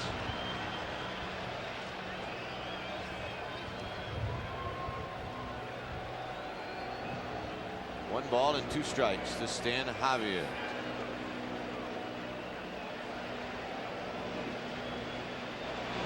It's a ground ball to 3rd, where Barry will check the runner and throw out Javier. 1 out. So a big out for Nitkowski. Brian Johnson will take a crack at it. Ground ball, you've got to make sure it gets through the infield. So Bonds checks to make sure ball's fielded cleanly. See him bluffed at home, trying to distract Barry. Nothing doing. Solid play by the Astros 3rd baseman Sean Barry.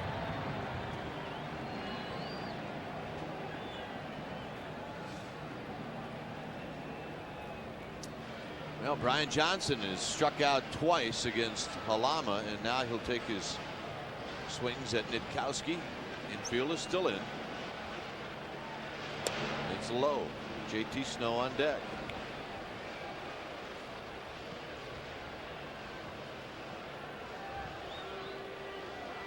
In Colorado, it's 12-8 St. Louis. You see the way the defense is set up. Center fielder Hidalgo is just to the right of center field, and that curveball is low. 2-0.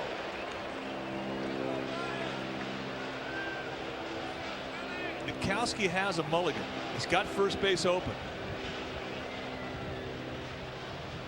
He's tried a couple times to go out of the strike zone to get Johnson to swing at a bad pitch, and he's missed twice. Low again. 3 balls and no strike. I think he just slipped off his back foot there. I'm surprised that here they just don't put him on.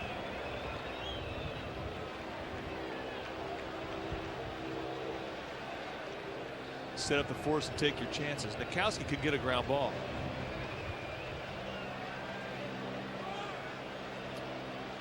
Two in for the Giants.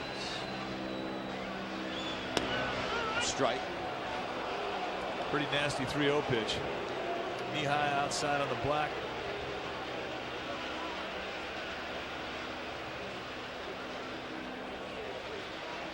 That pitch there sets up the inside fastball as well. Johnson got way out in front, and it's a souvenir into the upper deck along the third base side. There's no question what Nikowski's pitching for now. He's pitching for the strikeout. And it makes no difference that he has 3 balls to go with a 2-strike count. He'll throw anything here. He'll throw what he thinks he can strike Johnson out with.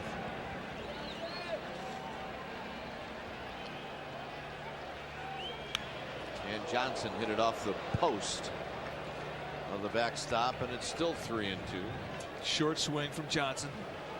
He's made the 2-strike adjustment.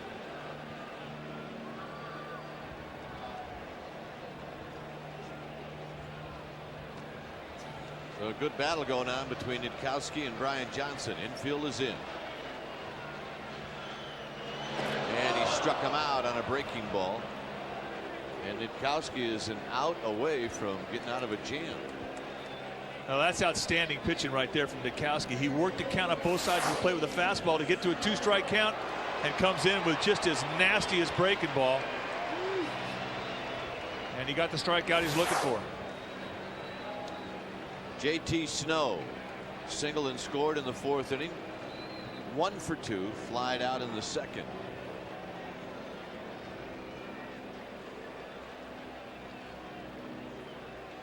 Rich Aurelio waiting on deck.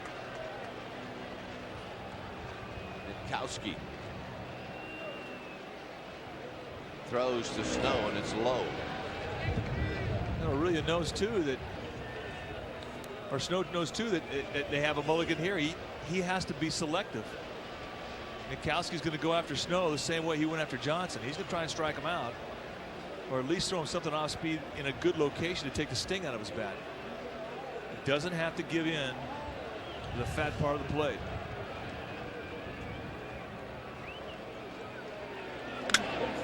JT fouled it off of Brett Osmus' mask. Well, that sounded funky, didn't it? Yeah, it sounded like it hit some plastic, or just kind of whistled right back into the seats.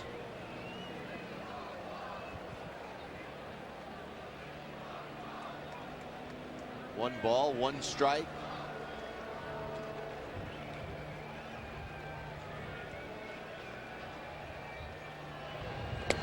Good pitch outside corner to make it 1-2.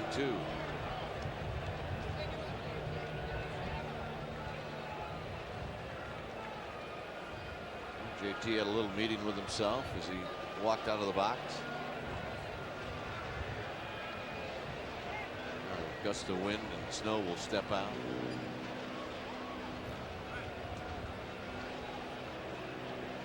See, Jaden Nikowski has come in and done a good job.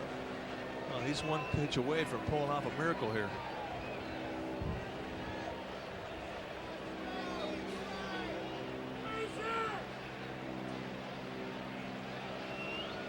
Here's the 1-2 pitch. Way outside. 2 balls and 2 strikes. Of course, JT Snow obviously knows what's at stake here as well. He's trying to pick up his teammates, Javier and Johnson. A base hit here, and Javier and Johnson's inability to drive in the runs is forgotten. Bonds is at third. At second is Kent. 2-2 pitch. Snow swinging a foul back, and we'll do it again. Well, the place looks full to me. Nothing better than a ballpark that's full. On opening day 1998. That's how it's supposed to be. Great crowd on hand here today, and they're having a lot of fun. They've been into this game since the beginning. Hershiser got him into it from the first hitter, Biggio. High to JT Snow. Now it's a full count.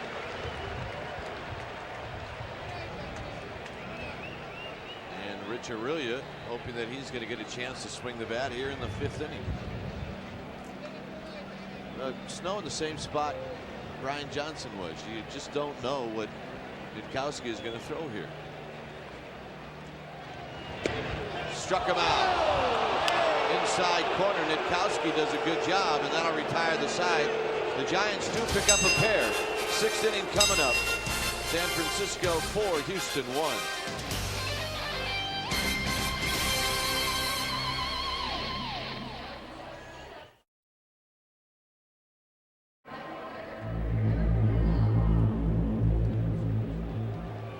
Well, here at 3Com Park in San Francisco, I'm Dwayne Kuiper along with Mike Krukow. And the Giants, scoring 2 runs in the 5th, have taken a 4-1 lead over the Houston Astros. And Orel Hershiser to face Derek Bell, who has struck out twice. And a grounder off the end of the bat, and it's 0-1. You know, one thing I want to make the point about Derek Bell, Mike, it just doesn't look like he makes any adjustments against Hershiser. Like he uses the same strategy in every at bat, and with Hershiser, I think Bell really should try to hit that ball the other way. Well, he hasn't had good success lifetime. 4 for 25. It's a big inning for Hershiser because he's had a long time to sit on the Giants bench. That inning went a long time, and he was sitting there chilling out, and now he finds himself faced in the heart of the Astros lineup with Bell, Bagwell, and Berry. 3 tough outs. This will be a good test. 1-2 to Derek Bell. Little four-seamer cut away from Bell. He's got him set up for that slider away in the dirt for strike 3. Hershiser has struck out 5 and he's walked 3. This will be the 1-2 pitch to Derek Bell, and that one just kind of got away from him, and it's 2-2. I'm not really sure what that pitch will set up. So, yeah, I don't think it's going to do a whole lot to set up this next one. You're right.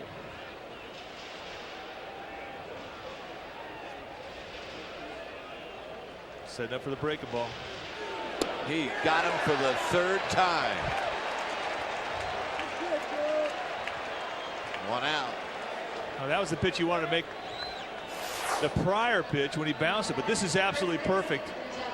Right outside part of the plate and just bottoms out, and he's had great command with that slider all day long.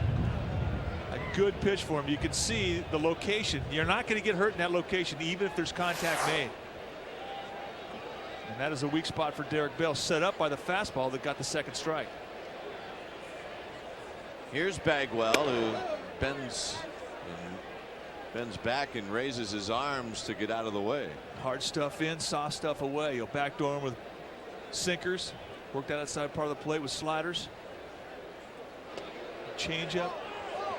It's a good mixture of speeds that he's featuring right now. He just missed with that pitch. But that's how you have to go after Bagwell, who's so potent. Doesn't have much swing base, and he's just got so much power. He generates so quickly.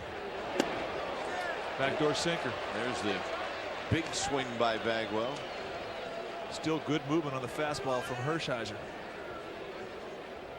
Now his whole at bat right now is try to get the ball up, stay off the bottom part of the knees, because that's where all of Hershiser's movement's coming from. And when the ball gets down in that strike zone, it's taken off. Good slider, break it down. Good sinker, break it down. 3-1. Bagwell walked and scored in the 4th.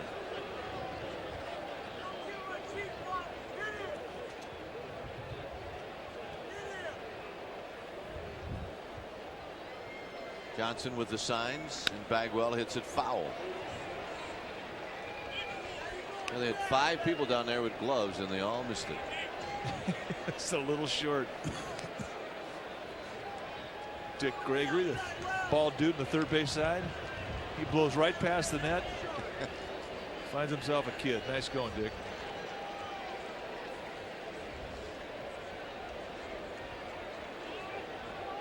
A happy young man in the car going home. 3-2. And he tried to come inside of Bagwell, and he just held up for ball 4.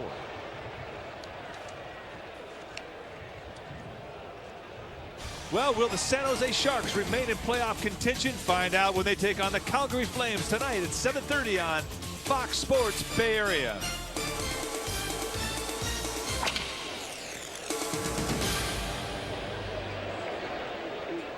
Dusty Baker watching Oral Hershiser. Hershiser a little disappointed in that ball 4 pitch. He wanted to set up and back over the sinker and lost it inside. I want to start giving up walks with a 3-run lead. Here's Barry, who takes it high. Barry has struck out twice.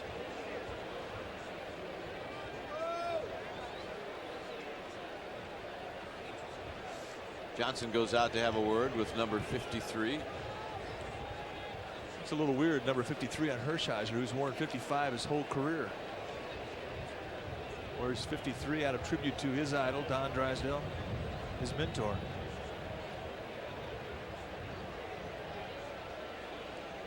One and 0 to Barry. Look out, and it hit him. So Hershiser puts 2 on here in the 6th. Well, Dusty Baker's going to come out and find out what the cause of that is from Hershiser. He will get an honest answer from the veteran. He lost the 3-2 pitch to the inside location, and here to Barry, he loses the same thing. And that might be it from Hershiser.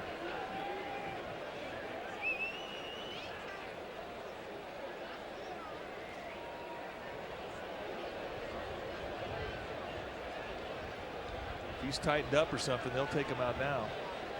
No, he's all right.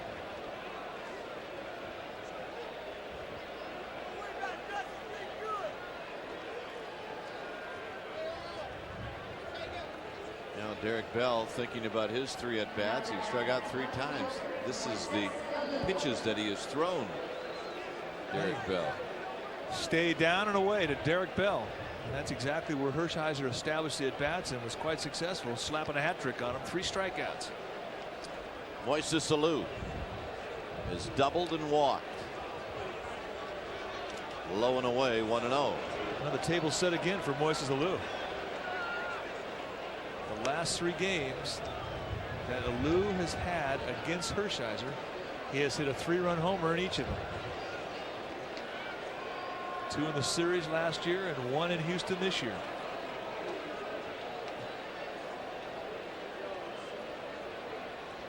Bagwell at second, Barry at first, 1-0 to Alou.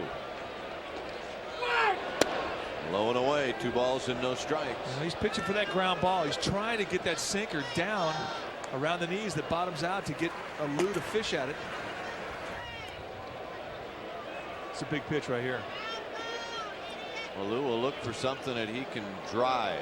2 balls, no strikes. And he's got it into left field, a base hit. Bonds gets to it quickly, and they're going to send the runner, and his throw will be cut off by Bill Miller, and it's 4-2.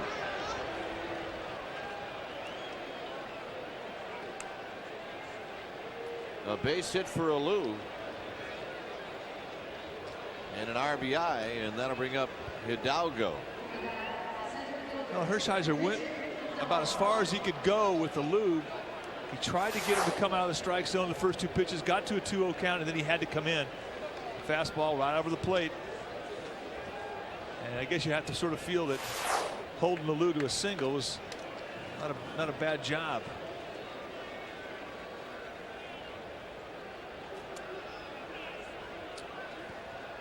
Reed and Poole in the bullpen. Peranowski is waiting for a signal, and he gets it from Reed. Brian Johnson's trip to the mound was to do nothing more than buy some time for the bullpen. Here comes Dusty Baker. So the afternoon is over for Orel Hershiser. And I have to believe that the long inning sort of iced him down. It's not easy when you're 39 years old to stay loose, especially on a cool day. But nevertheless, an outstanding performance. And the ovation should be loud for Orel Hershiser as he walks back. Well, it's starting to build already, and he hasn't left the mound yet. Looks like he's going to wait for Steve Reed to get there. And here he goes. And they're going to stand here at 3-Count Park.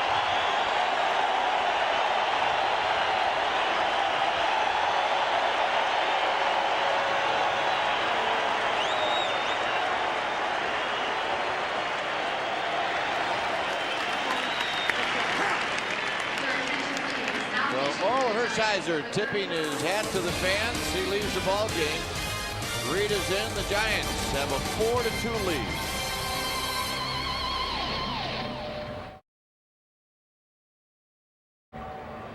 So Orel Hershiser will watch the rest of this inning from the dugout. And then, of course, watch the end from the clubhouse. And this is when he was walking off. Tipped his hat. Well, young pitchers should take note of this. When you get an ovation from the stands, acknowledge it. It's just a baseball player's way of saying thank you. Good day for Orel Hershiser. Now it's up to Steve Reed to bail him out. Hershiser looking over the chart, being kept now by Mark Gardner, and Steve Reed will face Richard Hidalgo. And Reed throws a strike. Hidalgo is lined to first, and he had a sacrifice fly in the 4th.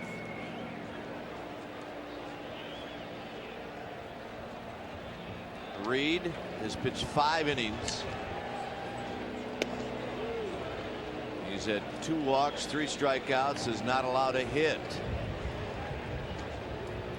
this year in a Giants uniform.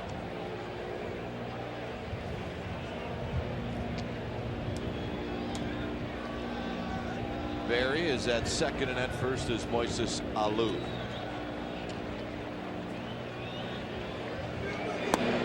Low, 2 balls and 1 strike.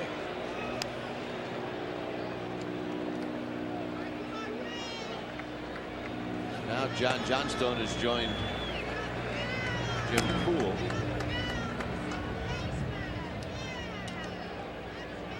Two balls and a strike to Richard Hidalgo with Ricky Gutierrez on deck. And a strike at the knees. 2-2. Now he's got him to a 2-strike count, and he's got him to a situation now he can throw the frisbee at him. There's a backdoor sinker. Nips the outside corner. That is nasty. Hidalgo, the book on him is he doesn't handle flat breaking balls from right-handers well, and he's got a good chance of seeing one right now. And it busted way outside, and now a full count.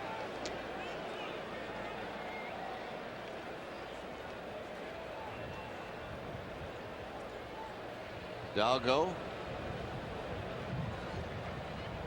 is going to see a lot of playing time in center field as you take a look at Orel Hershiser. And now Reed will step off the back of the mound, and Brian Johnson will go have a visit. It's another classy thing that Hershiser's doing. You go back to the bench. You've taken you're out of the ball game as a starting pitcher. You go back to the bench and you stay there and you watch the guy who's coming in for you. It bothers me to see guys come in and immediately go into the clubhouse. Stay there and root that guy on. And when he does a good job, you just be up there and you shake his hand when he comes off the field. Hidalgo pops it up. Hamilton, Kent, but it's Javier who'll make the catch.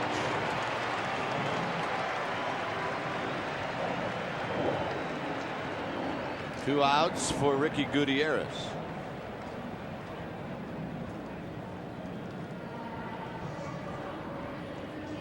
Gutierrez has walked and he's grounded out. Top of the 6th inning.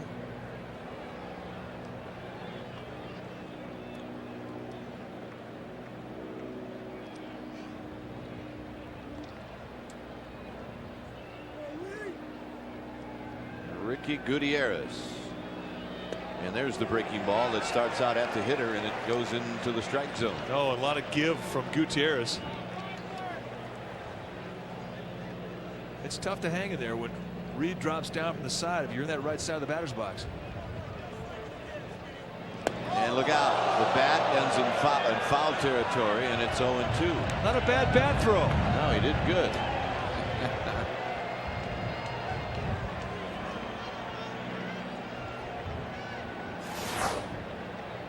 Okay, here we go. Ready? Whee! We've seen a lot worse than that.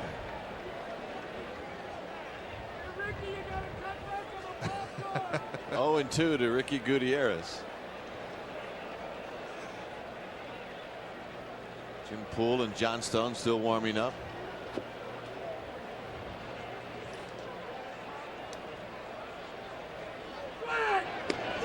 Just off the plate, 1-2. Oh, he just missed the back door. They set up outside, a little 2-strike paralysis, wrap around, come back, just missed outside. Good try. But that sets up the slider away. Now timeout is called.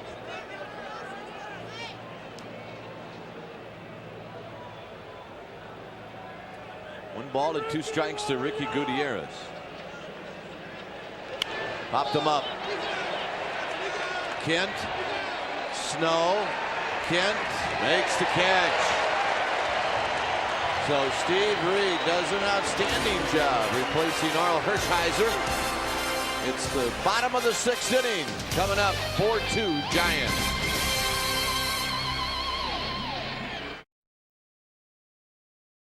Well, do you hate standing in line on game lines here at 3Com? Well, I don't blame you. Here's one way to avoid that. Check out the new Giants 6-pack season ticket. 6-pack started only $25. 6 different packs to choose from. Number to call is 1-800-SF-GIANT now. And remember, 5 games and you get a Dodger game free. That equals 6. Check it out. Here's Rich Aurelia and the pitch is high. Aurelia is walked and he's singled.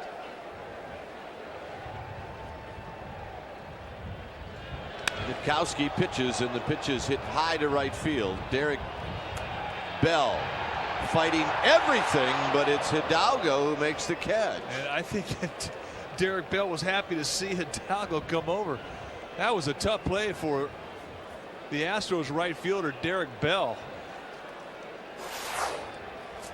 Well, welcome back to 3Com, folks. You got wind, you got sun, and thank God you got a center fielder who comes over to back you up. Richard Hidalgo, the rookie, he's been well versed as to how much responsibility the center fielder has to have here in this ballpark. Charlie Hayes is going to be the pinch hitter for Steve Reed.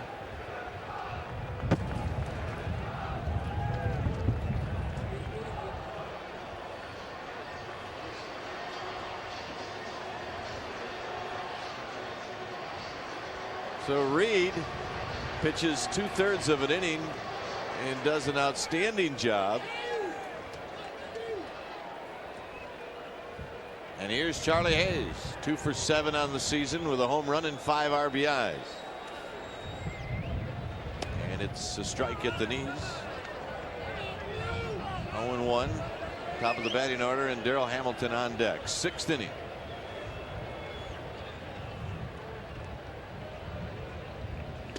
And that's a strike. Charlie Hayes going, wait a minute, I've seen 2 pitches and it's 0-2. There's Tavares in the bullpen.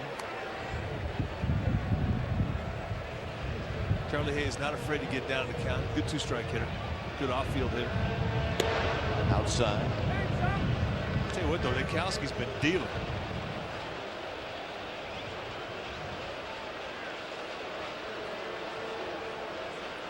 Here's Hamilton. 1-2 pitch to Charlie Hayes. Hit into right center field. Hit pretty well. Hidalgo on his horse in the gap, and he tracks it down. A nice play by Hidalgo. Now Charlie Hayes' reputation cost him, because the Astros had Hidalgo playing shaded to the right center field gap side on those extra few steps that he got by positioning himself. Really loomed large at the end of this play. But as we talked about, Charlie Hayes going true to form there. 2-strike hitting and pops the ball well the opposite side. Hamilton takes a strike.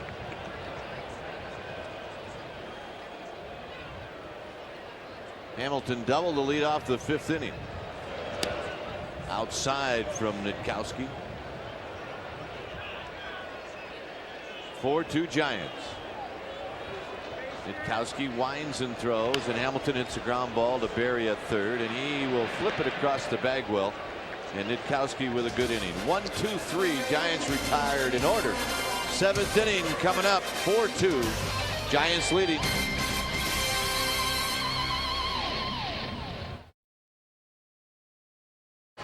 Mark McGuire and Tony La Russa return to the Bay Area this weekend. Cardinals visit 3Com Park. Friday night 7:05. Saturday at 1:05. It's Examiner Magnet schedule day for the first 30,000 fans in attendance. And then Sunday, of course, it's Easter Sunday. That game will start at 1:05. And the number to call for tickets, 510-762-BALL. Cardinals, Giants, great weekend of baseball. Friday, Saturday, and Sunday.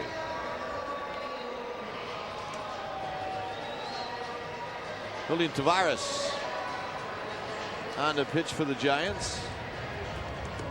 Hershiser went 5 1/3, allowed 3 hits, 2 runs, 4 walks, 6 strikeouts. Tavares has not allowed an earned run in 5 innings. He's been as nasty this season as he was all last year. 5 strikeouts, 1 walk. 4-2 Giants are leading. Billy Spires is going to be pinch hitting for Brad Ausmus.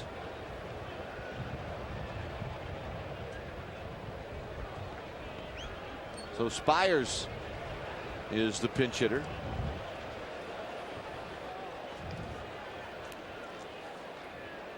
Dave Clark, a left-handed hitter, is in the on-deck circle, and Spires takes it outside 1-0. Our new mascot. It's still the seal, though, right? Yep. Lucille. Lucille.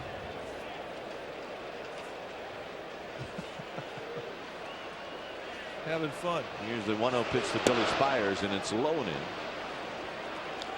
Much different costume, and I have to admit that this is a lot more friendlier to look at. You didn't like the old model, huh? That was a rat. 2-0 pitch to Spires is a strike at the knees. There he is, huh? So this one is Lucille, and the other one was Lou Rat. Is that what you're saying? Okay. I'm convinced that, in all honesty, it's all about kids. If the kids like them, then it's great. And you know, that's one the kids can like. I think the kids were half afraid of the one last year. Strike 3 called to Spires. He never got a chance to swing the bat. 92-mile-an-hour sinker that just paints the outside corner at the knees.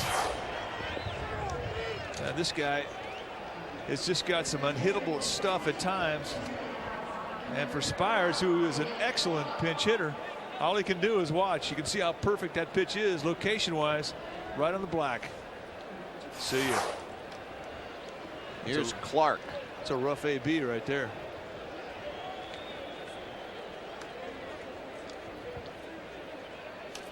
Dave Clark, veteran left-handed hitter, takes it low. 1 hit in 6 at bats this year.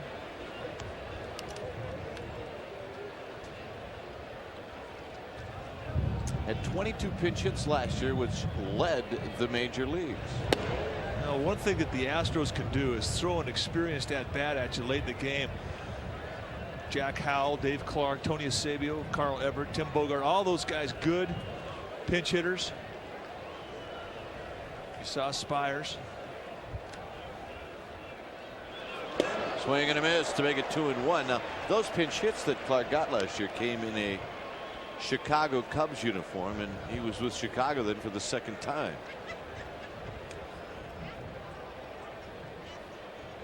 A former #1 draft pick from the Cleveland Indians in 1983. Outside, 3 balls and 1 strike.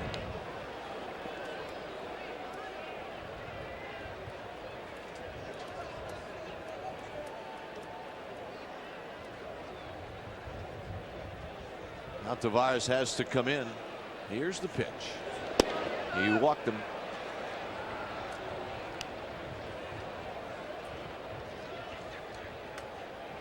This copyrighted telecast is presented by authority of the San Francisco Giants and may not be reproduced or retransmitted in any form without the express written consent of the San Francisco Giants.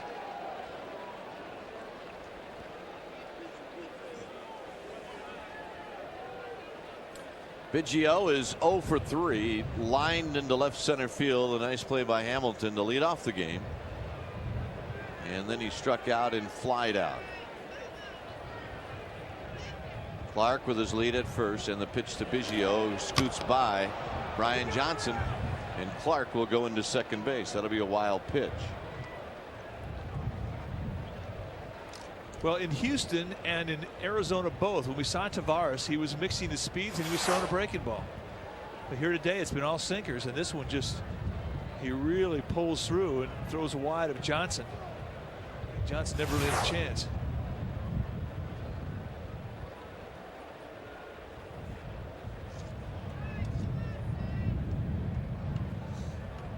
So Clark at second base with 1 out.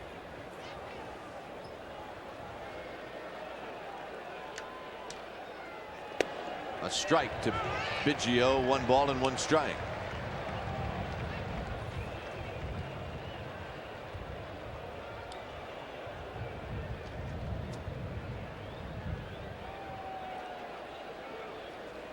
Magnante is in the bullpen. Now Biggio asks for time.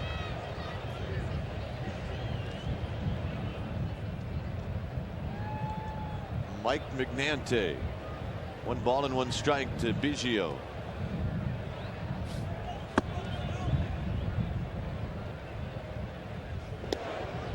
Inside and low, 2-1. Biggio has just 4 at bats against Tavares' lifetime, 1 for 4. Remember, Biggio did not hit into a double play all last year. He's got a base hit into left center field. That will score Clark. Hamilton will track it down in the alley. Biggio with a double. It's 4-3.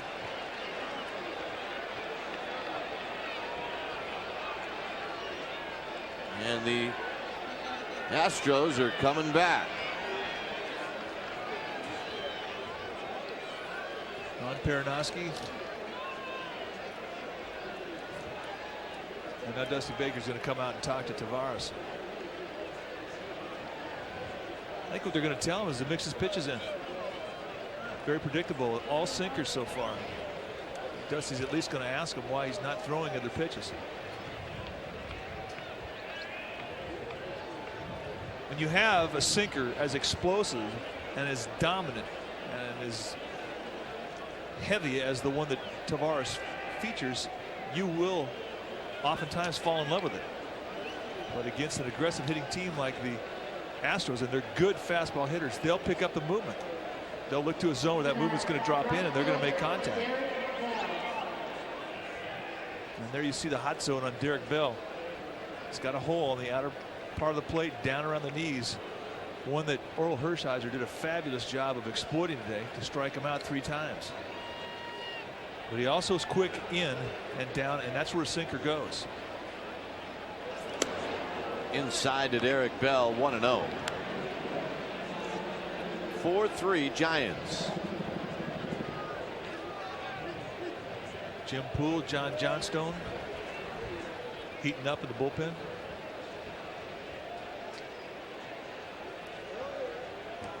Tavares takes a look at Biggio. And the pitch, and there's a base hit into center field, and the tying run is going to score. Hamilton's throw will be over everyone, and Bell will go into second, and he is out. Well, the Giants caught a break, but this game is tied.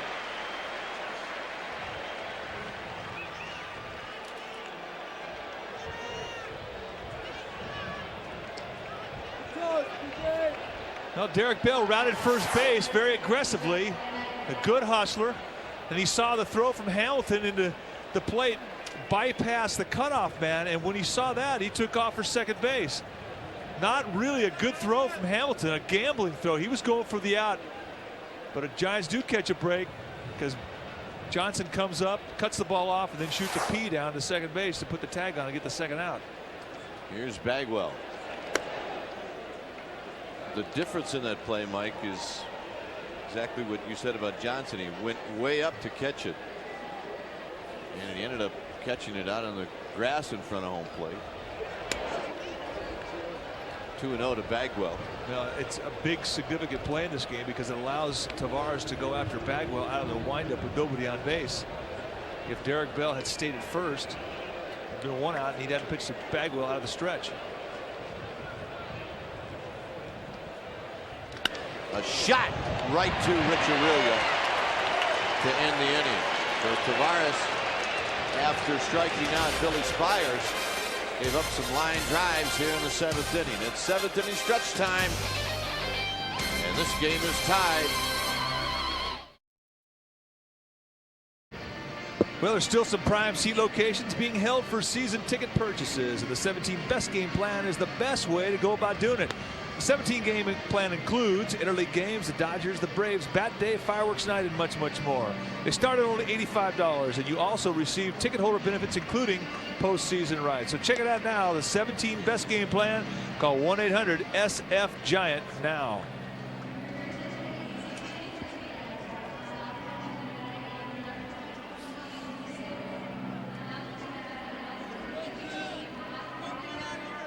Tony Eusebio comes in to do the catching, replacing Brad Osmus. Mike McNante is the new pitcher. McNante off to a good start. This will be his 4th appearance. No record, but an ERA of 2.25. Facing Bill Miller, and then Bonds, and then Kent.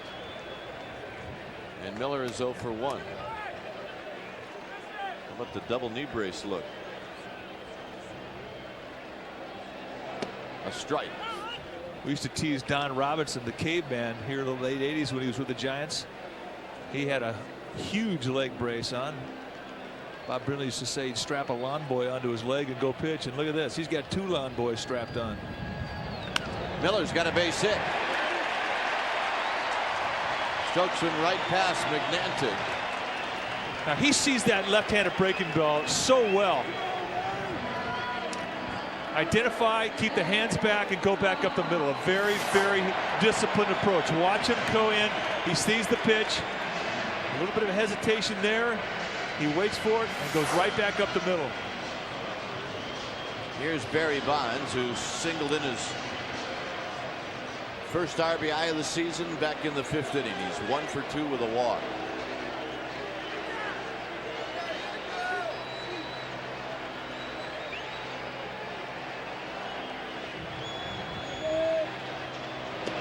Low to Bonds. 1 ball and no strikes. Giants had a golden opportunity in the 5th. After they scored twice, they had runners at 2nd and 3rd with nobody out. Nitkowski came in and got a ground ball and 2 strikeouts. Bonds goes the other way. Alou is tracking it, and he will make the diving catch on the track.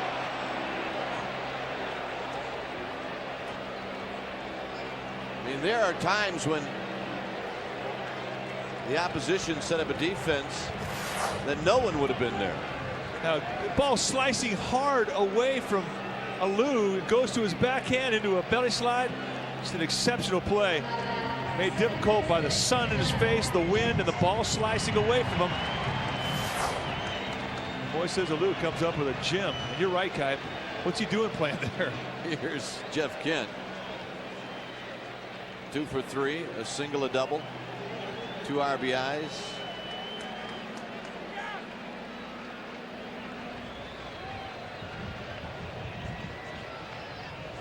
And he starts Kent off with a fastball for a strike.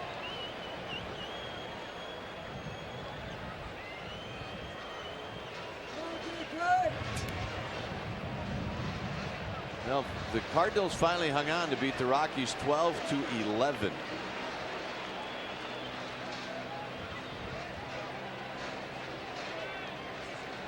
On 1 pitch is low. 1 ball and 1 strike. Dusty Baker looking at that lineup card. Dodgers are having their way with the D-backs. It's 9-1 in the 8th inning. That's the home opener for LA.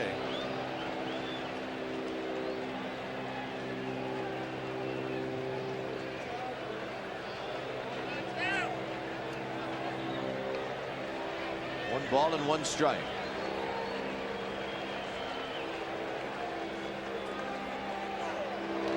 Kent gets it into the upper deck.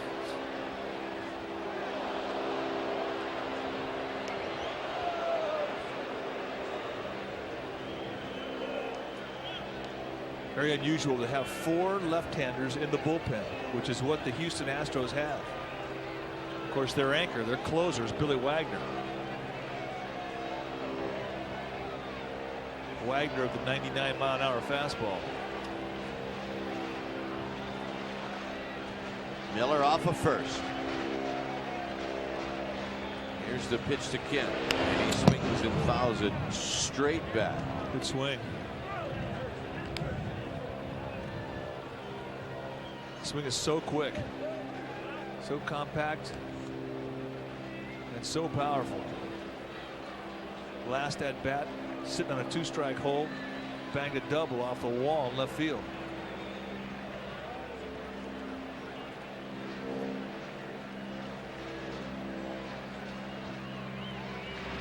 Miller gets back.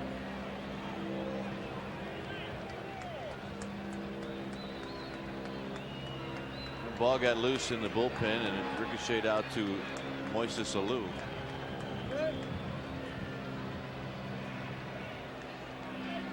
One ball and 2 strikes. Jeff Kent. 4 runs, 5 hits, and no errors for the Astros. 4 runs, 7 hits, and no errors for the Giants.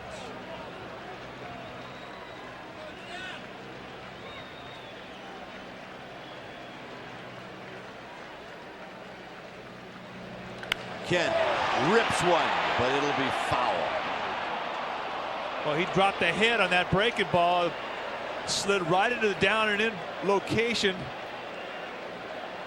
and he just smothered it. Boy, right into the power of the down and in location, but he's just seeing everything. Location wise, that's not a bad location. Hard to keep that one fair, though. 1 and 2.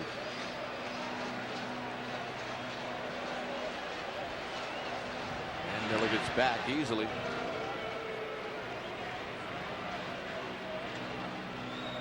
I think that last swing right there, Jeff Kent convinced Magnanti that he can get that inside pitch. They might have to go to the outside part of the plate just by the way Kent swung at the last pitch.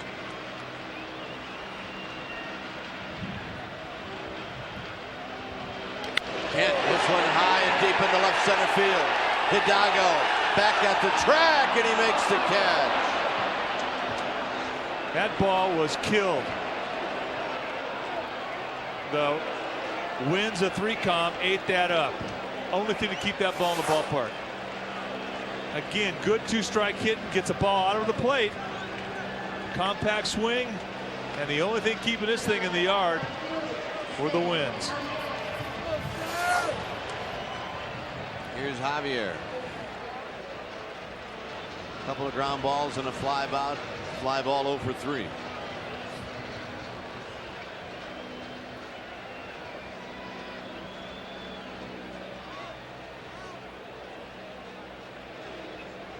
And Miller goes, and this is hit out of play. Misty Baker trying to create a little something there on the hit and run first pitch. Biggio pulled off his position at second base, and there's a huge hole on the right side of the infield. All right, Cap, so you've seen the assignments on that last pitch. Are they going to change assignments? Do you think they'll hold Biggio back? Well, a lot of it will have to do with what the pitch is. I mean, Javier's pretty good with the bat. He can hit that ball just about anywhere he wants.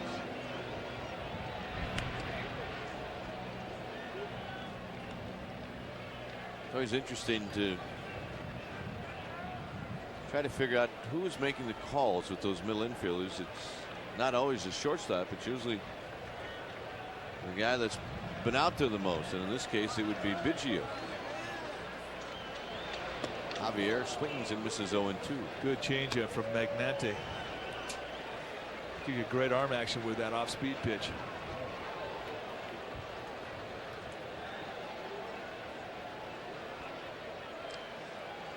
Ryan Johnson waits on deck. It's a 4-4 tie. Miller led off the inning with a base hit. A couple of balls hit hard, but there's 2 outs.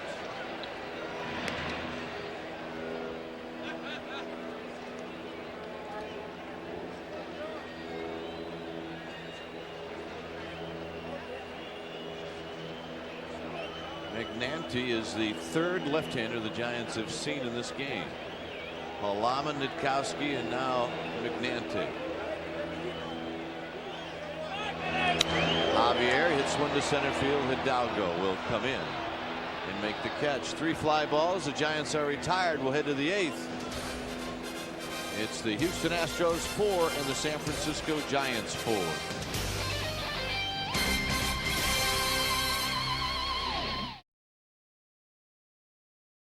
Hey, every night Fox Sports News brings a complete wrap-up of the day in sports live. Check out Fox Sports News on Fox Sports Bay Area tonight at 10:30.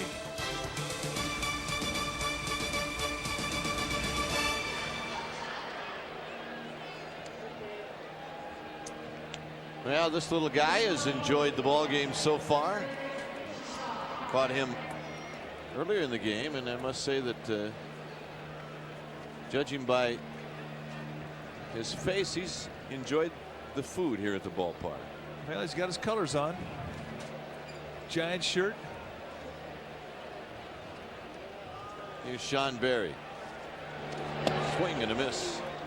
Julian Tavares. Tavares coming right out, opening up the at-bat with a breaking ball. I think maybe Peronowski talked to him between innings to mix his pitches a little more.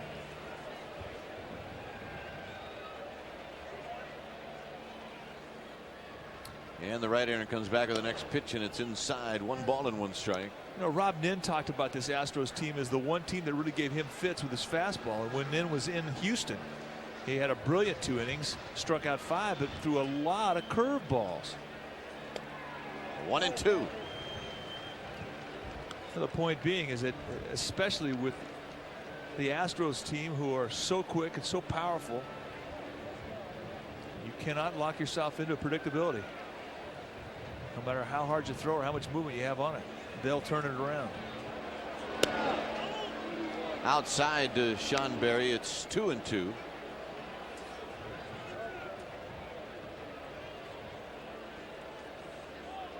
Moises Alou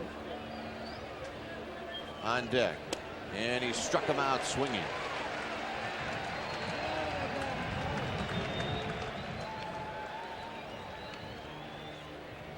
Alou 2 for 2. Bundled up, hooded sweatshirt, and the ballpark seatbelt. Dad hanging on. Alou takes a strike. He was backing out of the batter's box.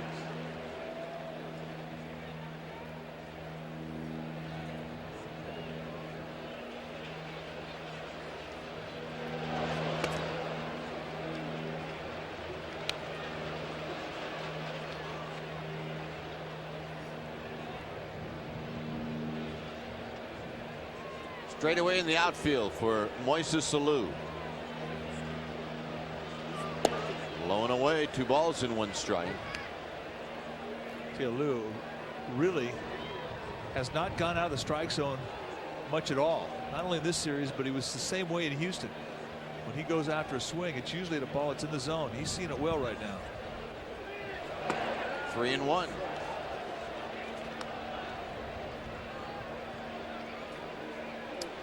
Check out the Alou family season high. Moises. RBI. Last year, Alou. Wow, 115. Now he leads the family charge. Philippe with 98, 1962. Matty with 74 and 71. And Jesus. Hit on the ground for Rich Aurelia. And Alou is out. 6-3, 2 away. Moises Alou thought that he was going to be a Giant prior to last season before the Marlins picked him up, and then again this year when there was talk that he would be dealt when they were going to disband the team. He thought he would have a chance to come back here as well. Grew up a portion of his life here in the Bay Area, went to the Kenyatta Junior College, has a lot of friends in the Bay Area. Here's Hidalgo. And Hidalgo bailing out on a pitch that was sailing in. And it's 1-0. Hidalgo is 0 for 2 with a sacrifice fly.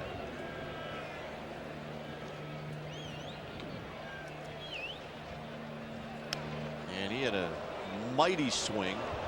And it's 1 ball and 1 strike.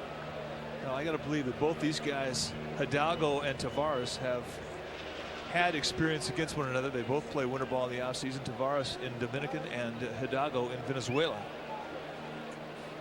We don't have a lot of history at the major league level. Inside, 2 balls and 1 strike. But Tavares has the kind of stuff that even if you know it's coming, it can be difficult to hit because it has so much velocity and movement. That's a rough combination.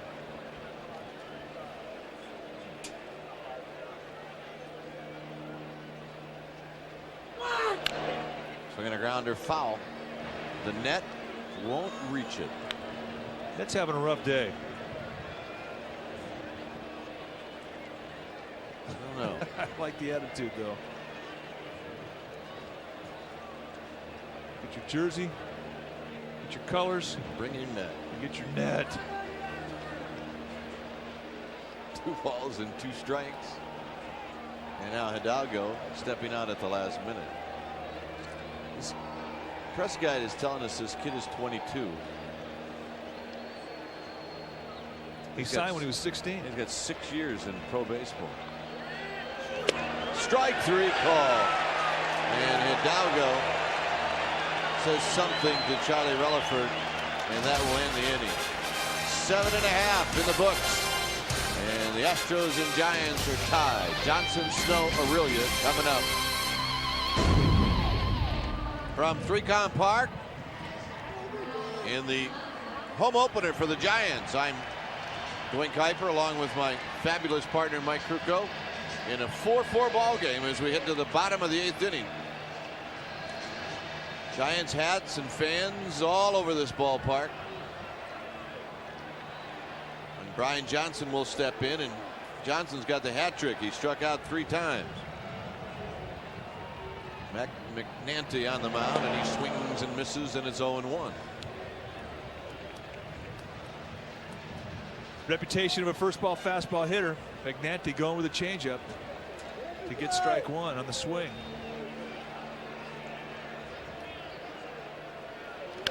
And Johnson fouls it back. I mean, the Bay Area certainly enjoyed the 2 swings that came off the bat of Brian Johnson last September against the Dodgers and the Rockies, and the one against the Diamondbacks in Arizona.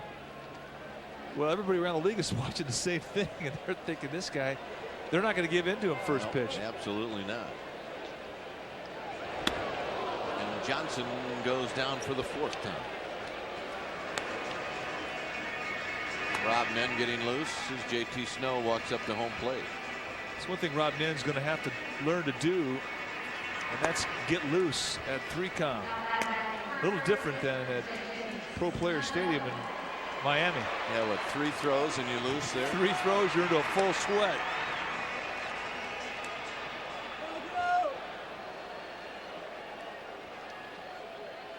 Here's JT Snow, who's 1 for 3.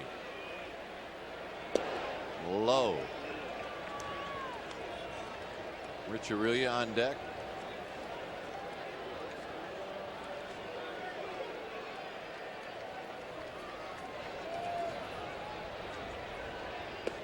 Inside corner. A ball and a strike.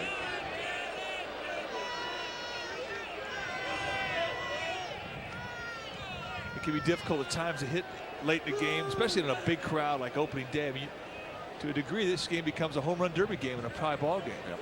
You've got to stay within your swing and not try and come out of it. And that's hit to the backstop. 1-2.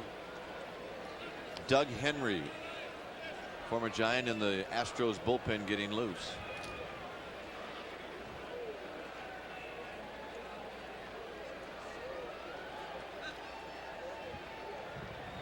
One ball and 2 strikes.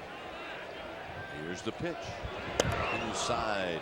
And Snow takes that back leg and jerks it out of the way.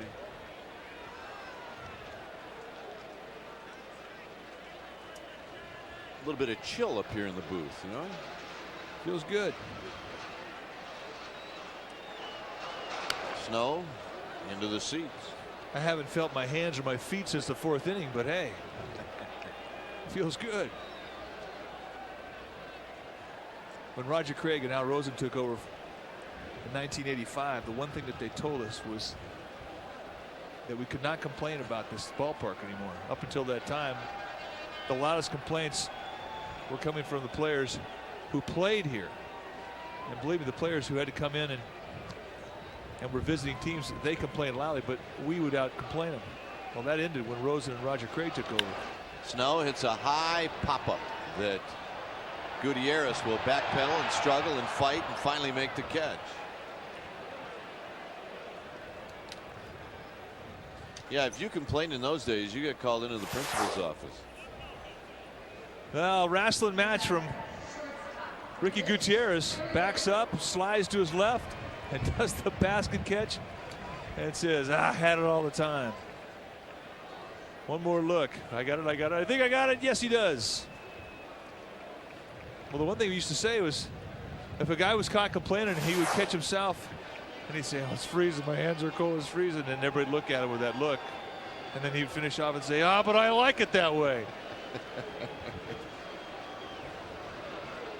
Here's Aurelia 1 for 2 with a walk. And he drives one into right center field. Hidalgo again, but this one is going to be away from him. He gets it on a hop, and Aurelia is going to go into second with a double.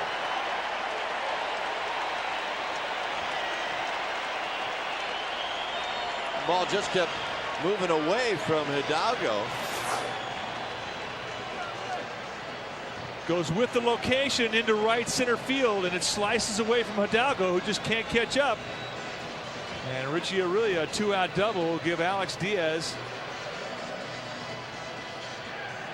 the pinch hitter, a chance to put the Giants ahead. And right away, Vern Rule's going to come out, the pitching coach of the Stros, and talk to Magnanti. The decision you have to ask yourself if you're Durker.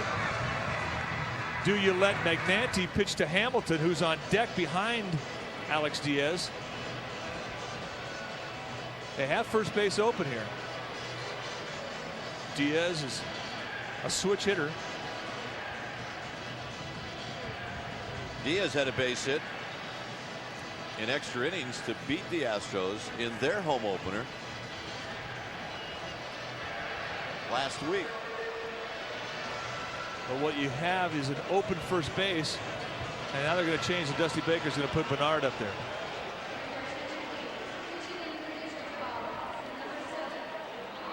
I find that interesting.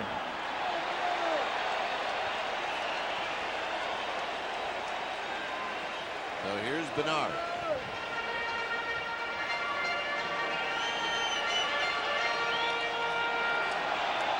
So it's Bernard against Magnanti.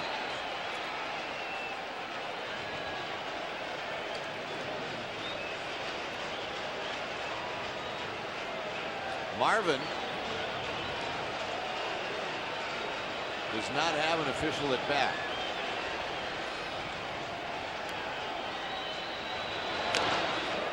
Swinging a foul, but boy did he come through so many times last year.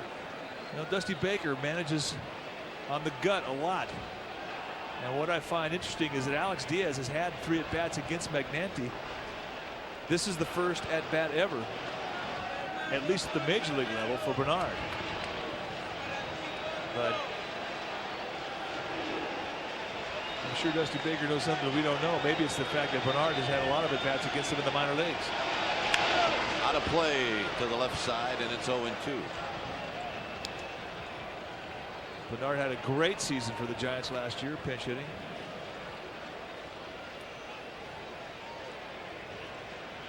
A 2-out double by Rich Aurelia. He adds a little suspense to the bottom of the 8th inning in a 4-4 tie.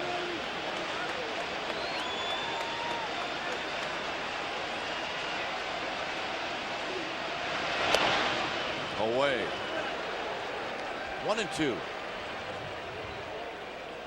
Last year in April, Marvin Bernard hit over 500.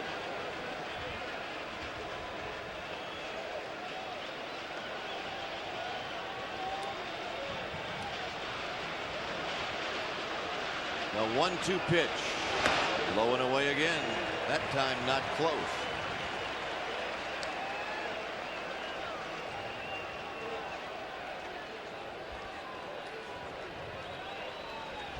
So tough to protect and try and lay off the bad pitches. When a pitcher's ahead 0-2, he's going to give you stuff out of the strike zone. And to Bernard's credit so far, he's been able to lay off.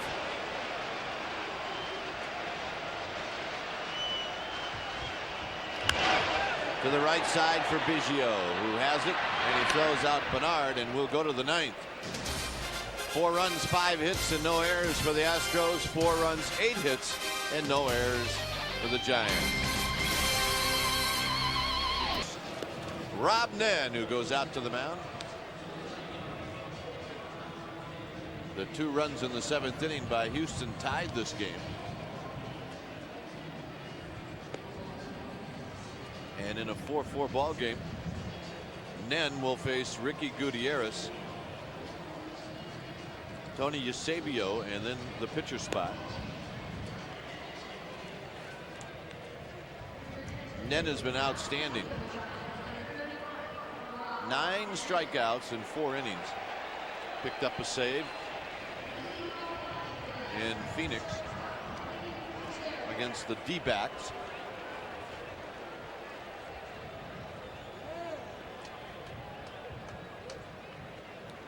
Here's Gutierrez. Well, the one concern that Nen had was whether or not he would be able to get loose here, and we're going to find out real quick. He had a long time.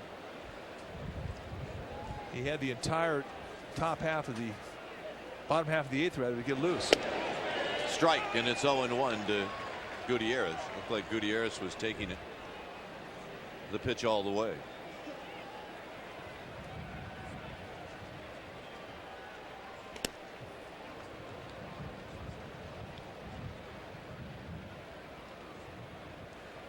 Miller guarding the line at third, and the same with JT Snow at first. Dusty Baker does not want any extra base hits down the line. And that's hit off the backstop to make it 1-2. 95 on the gun.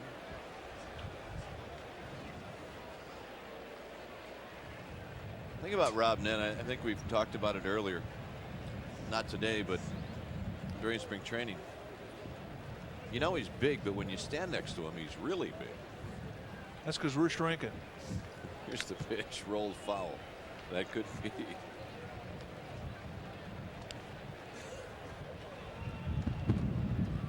"6'5", 210-pounder. Like Jose Lima keeping chart in the dugout. For the Astros, 1-2 to Gutierrez. And this is for Rich Aurelia, who battled that ground ball and makes the play. He got a tweener. Yeah, he got a ball that flattened out on him. Tough to stay down, but a nice play from the Giants shortstop. Let's watch him stay down. Nothing to it. Routine. Every time we ask Rich Aurelia about a play after the game, he just sort of blows it off. Forget about it. Forget about it. Eusebio batting for the first time.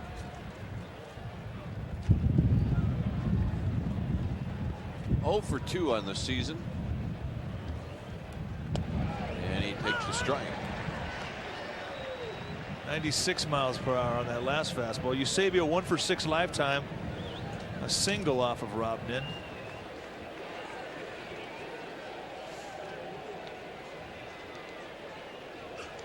Swing and a miss. Tardy 0-2. 95 on the gun. Eusebio's got good opposite field power.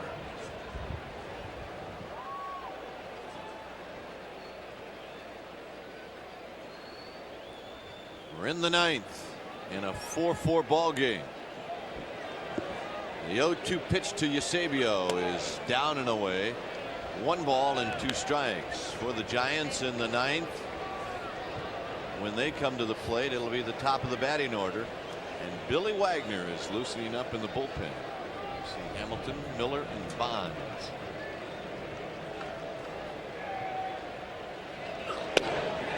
Just off the plate, 2-2.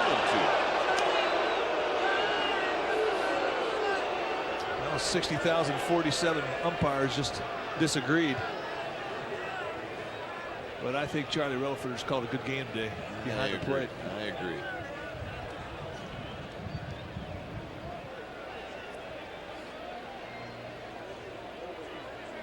Got him. 2 outs here in the 9th. Just a steady 95-mile-an-hour heater, but the location is everything. Right down inside corner, good movement, and it just eats Eusebio up. See the unusual style of Rob Nin, who drops that front foot down, toe taps to keep his hips locked and his legs from gliding. It keeps him back and in position. And when you have as much power as he has, when everything goes right, say goodnight. Here's Carl Everett, pinch hitter. Everett 3 for 16 on the year. Hitting left-handed, 2 for 12. And he takes the strike. Two-seamer. That's a 95-mile-an-hour two-seamer on the black at the knees outside. That's a rough AB. And that's backing out of play in the direction again of John Miller. I guess if you wear a tuxedo to the ballpark, the ball will find you. Carl Everett has a sweet spot right around the knees. There's the big kahuna, John Miller. We saw the power that Everett had in New York when he was a member of the Mets.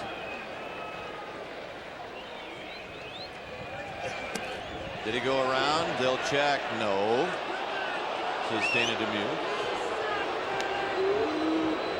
He dropped that ball down and in. That is the zone he covers extremely well, and he's got more than enough power to pop one out of here. Got to respect that. Johnson wants the ball away with a two-seamer. Yes. And that will do it. 2 strikeouts for Nin and a 1-2-3 inning. Bottom of the 9th coming up. Top of the batting order for the Giants. It'll be Hamilton, Miller, and Bonds, and Billy Wagner coming in from the bullpen.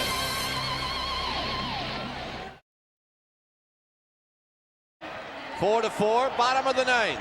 Billy Wagner to face the top of the Giants batting order. And it'll be Darrell Hamilton. Well, the Astros have their own gentleman that throws hard. Yeah, Billy Wagner does not lack for stuff. One of the most powerful left-handers in both leagues.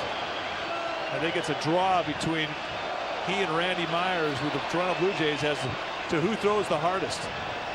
But you don't want to get into a rock fight with this guy. He'll bring it up there between 95 and 98 miles per hour consistently. Wagner to the plate, and it's low. Hamilton faced Wagner back in Houston, and he picked up an infield hit off the left-hander. Strike. 1 ball and 1 strike.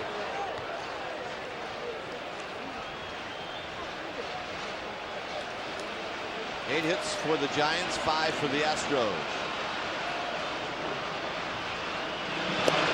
Low. Hershiser pitched extremely well this afternoon.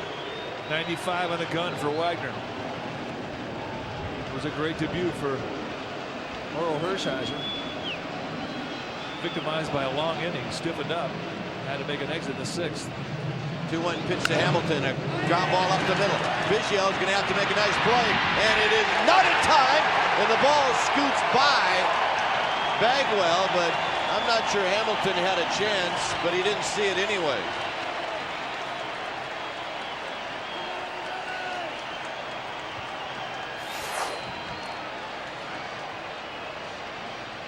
Right back at the middle. Wagner cannot reach it back across to flag it down.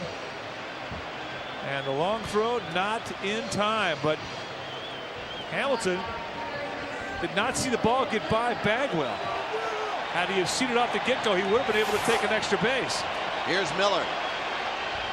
See if Miller is going to bunt. Shows bunt and takes the pitch high.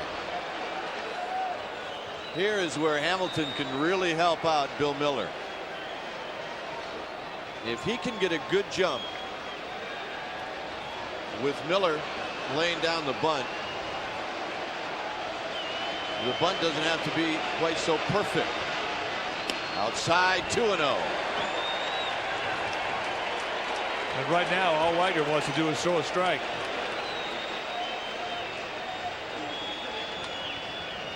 Ron Woodis giving the signs. 9th inning. Winning run at first base.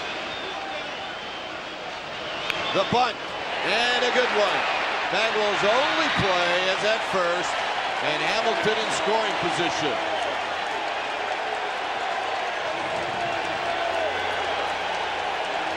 And listen to this crowd as Bonds will walk up, but Larry Dierker is coming out.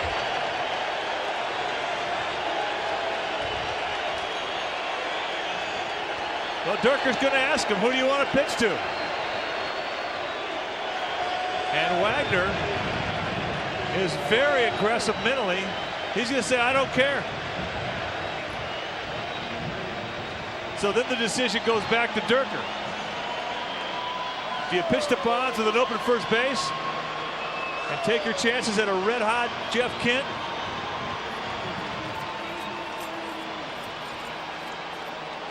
Well, now Dierker leaves. And the noise should get a little louder.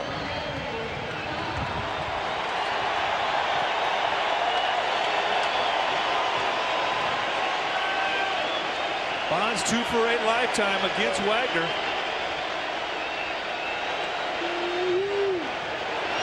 Playing a ground ball to Bagwell. He will underhand it to Wagner. Going to third is Hamilton. 2 outs. Well, that ends that drama. So now it's in the hands of probably the hottest hitter in the Giants lineup.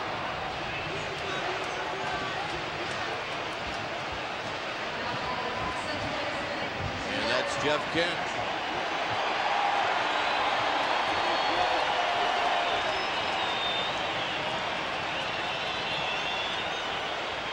One for 5 is Hershiser. Cheering his team on. And they're going to walk him.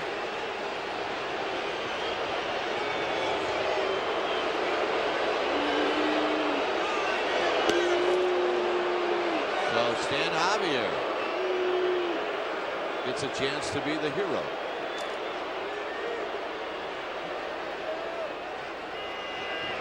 A little unusual usual. They pitch to Bonds and walk Kent. Well, they're going after the guy who's cold, and they're staying away from the guy that's hot. It's that simple.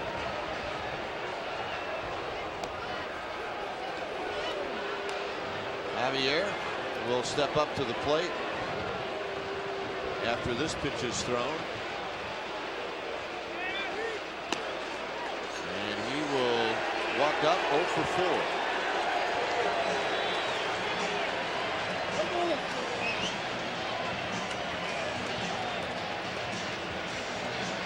Javier, a very compact swing from the right side is what you have to beat Wagner. You've got to stay on top of that live fastball. You've got a lot of swing with a guy that throws this hard. You're going to get chewed up. Javier doesn't. Hamilton at third with Kent at first. And a fastball for a strike, and it's 0-1. 95 in the gun from Wagner. You got more than that.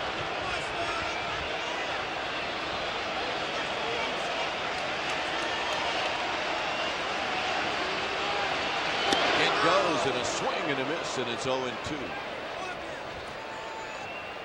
No stolen base for Jeff Kent. 0-2 to Javier.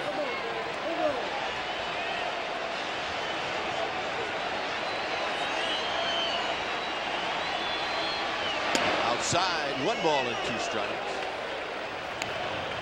Bell is very close to the line in right field. As the outfield defense expecting Javier to hit it the opposite field. This is not a comfortable time for Tony Eusebio either. The Astros catcher, always a possibility of a pass ball with Wagner. Javier fights it off, still 1-2.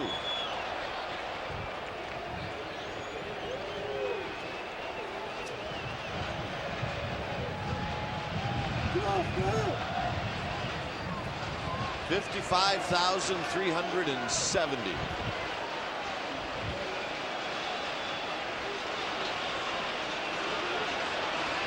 One and 2. That was the paid attendance.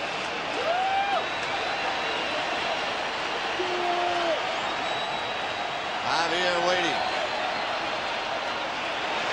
Out of play again. Good battle.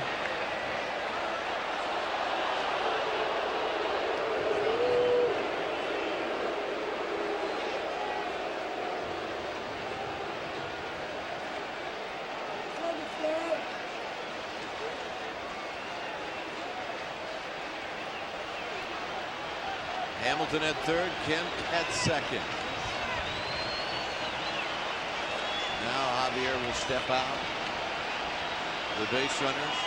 The only one that matters is Hamilton at third.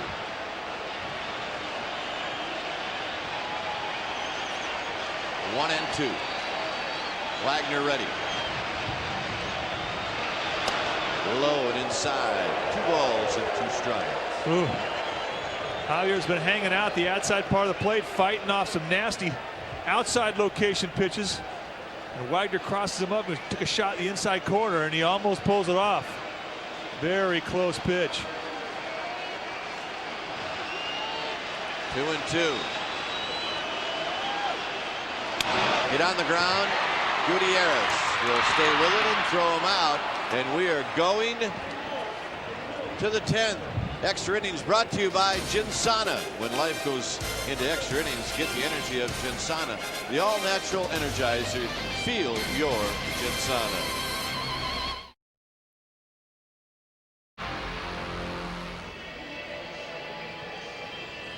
It's the 10th inning. Astros 4, Giants 4. The home and opener for the Astros and the season opener for both teams. Win extra innings. The Astros returning the favor. Well, game 1 in Houston with 13 innings before the Giants pulled it out. Kind of set everything back for the Giants. Should not have a tired bullpen after the first game. No. And they did.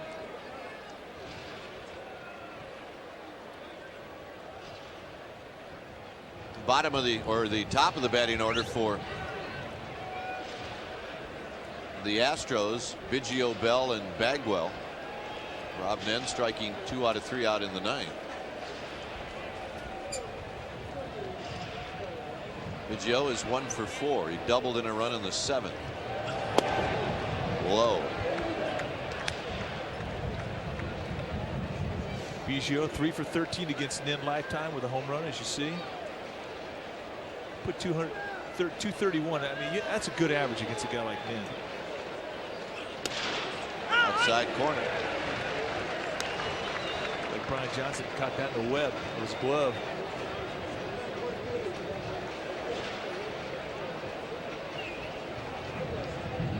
One ball and 1 strike. Rob Nen and Billy Wagner can both break in a mitt very quickly. Just play catch.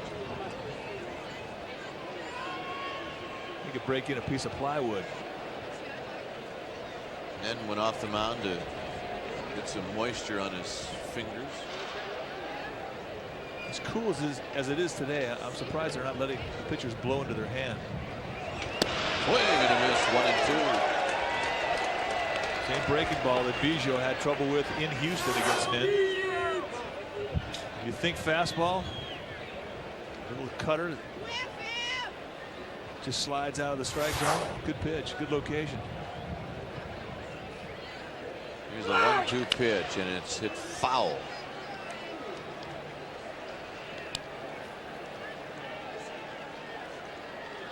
Mike Covich retrieving the foul ball.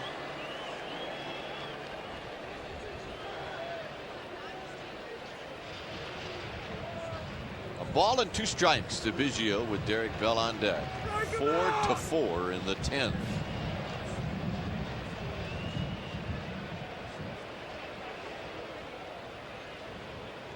And the pitch from Nen is high. 2-2.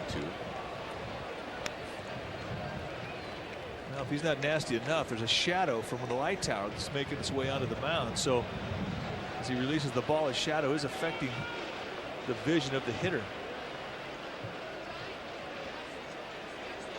Not a good time of the day to hit. But it's also not a good time of the day to catch a ball. Defensively, a lot of things going on. Sun, wind, dirt. Full count now to Biggio. You see the shadow that Mike is talking about. Third base, first base, guarding the lines. 3-2 to Biggio. Oh, Biggio, lower ya! Always a tough out.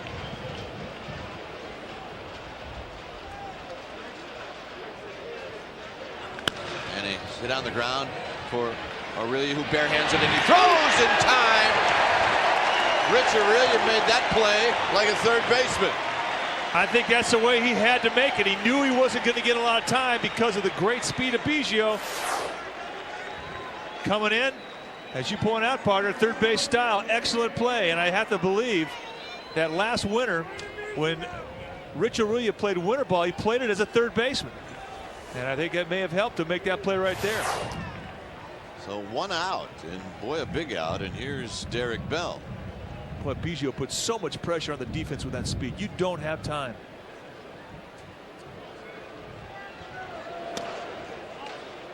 Bell struck out the first 3 times up, and then a single off of Tavares in the 7th knocked in the tying run. Still batting .419, gives you an idea what kind of start he has gotten off to.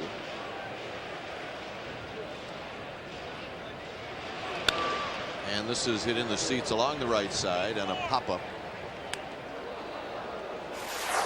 Here's normal speed for Biggio coming out of the box.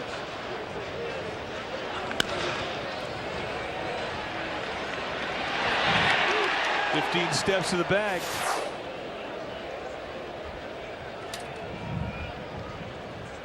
A 1 out and a 1-1 count to Derek Bell. Into right field, Javier will go back and make the one-handed catch. No such thing as a routine fly ball this time of day in right field. The toughest field in the major leagues to play is right here this time of day. Yeah, this is just about the time where the Giants start their batting practice for night games. It is vicious when you walk out on that field. Make all the rookies stand over there in right field when they shag balls.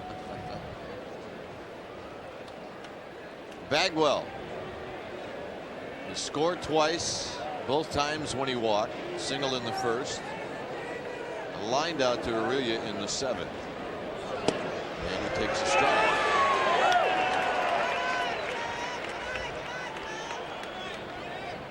Like Nin took a little bit off to get that first pitch.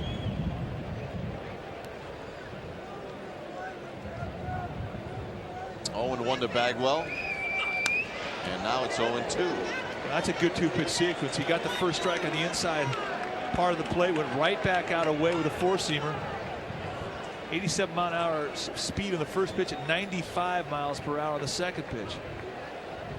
But the variance of speed was accentuated by the great location of each. Now then, Houston, Bagwell was struck out by Nin on a breaking ball. Well, let's see what he does. 0-2. Blown away. 1 ball and 2 strikes. Got a little paralysis on the outside corner. It's a good idea. You don't want to miss out over the plate or middle in, because that's a pitch that leaves the yard.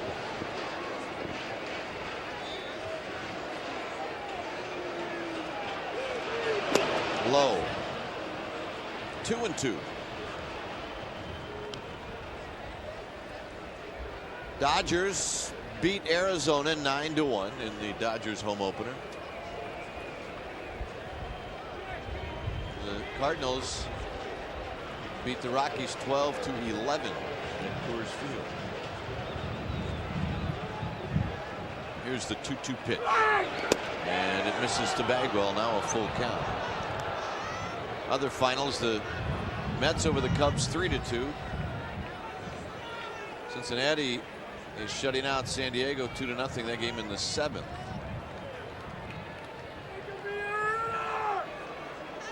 Payoff pitch to Bagwell. Shot to left field. Bonds chasing it, and that's a foul ball.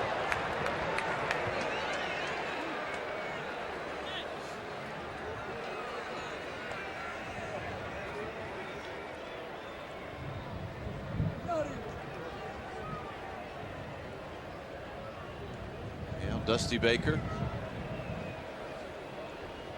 said all along he'd like to come back home and see a good crowd, and he has. Yes, he has.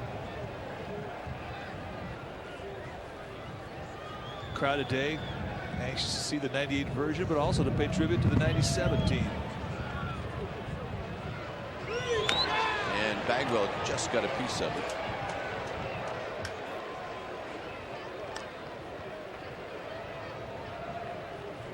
St. Louis Cardinals will come in when the Astros depart. They'll come in for a 4-game series. Friday, Saturday, Sunday, Monday, and then the Padres in Tuesday and Wednesday. 3-2 pitch. And this is going to be a fair ball. Nen gets off quickly. Barehands it, throws the snow in time. A 1-2 inning for Rob Nen. And the Giants go to the bat rack. They need a run. It's a 4-4 tie.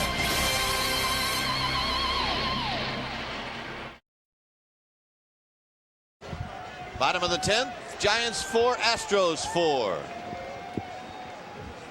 Our Discover Card payback playback play of the game. Biggio on a 3-2 count to lead off the 10th.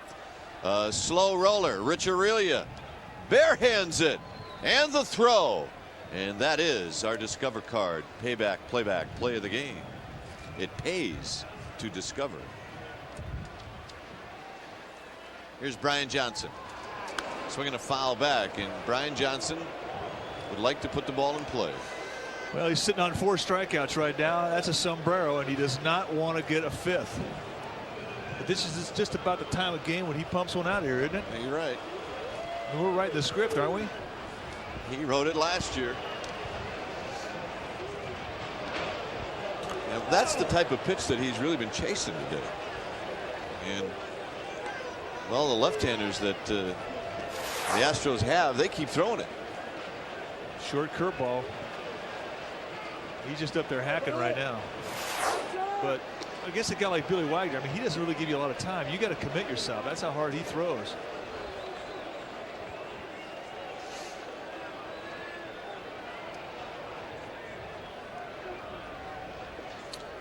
Now Johnson takes a good long time as he steps out. Outside, 1-2. The breaking ball has really been a problem for Wagner because of his release. He's got so much arm speed. He really has too much arm speed for the curveball. Throws it through its break. Out of play. Johnny Johnstone thrown in the bullpen for the Giants. There's Johnstone.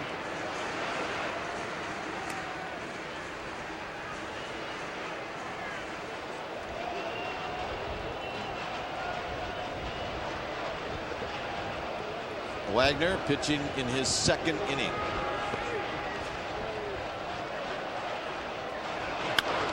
Hard hit ground ball backhanded by Gutierrez, and his throw is in time.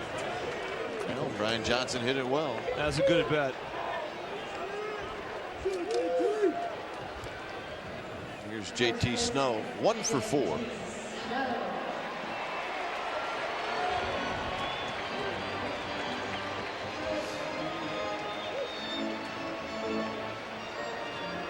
JT batting .240.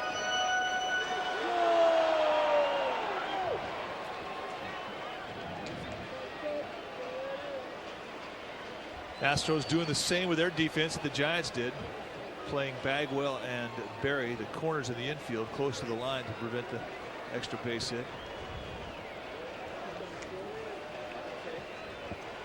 The Milwaukee Brewers won today. They are now 6-1. A strike to JT, 0-1.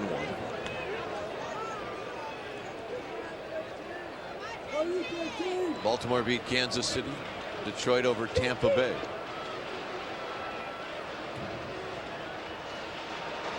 Low. Richie Aurelia on deck.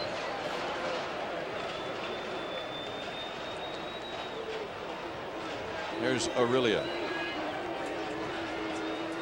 Wagner throwing out of the stretch and the pitch, and it's low. 2 balls and 1 strike. Guy, do you find it a problem coming out of spring training to hold your concentration through an extra inning game, because you really don't get that many complete games in spring as a player? No, you're usually out by the 5th inning. 2-1 pitch is way outside. 3-1. I think really what snaps you back into reality is a stadium full of people. And you forget about everything else. 3-1. He walked him. Good at bat.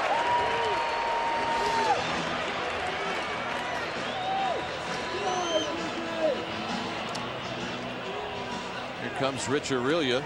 Couple of hits for Richie. Doubled with 2 outs in the 8th inning.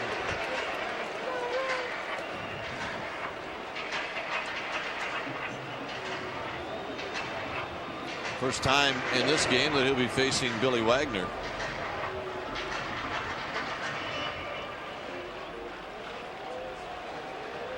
Ray Sanchez is in the on-deck circle. The pitch to Aurelia is outside. 1-0. Wagner can get wild, but he has the ability to get wild and then get even. He has walked the bases loaded before, and he's also come back and strikeout 3. And he's just got great stuff.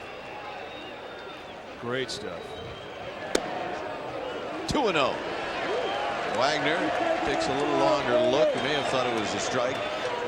And now Dusty Baker running through some signs. With a count 2-0, do you put on the hit and run? We'll see.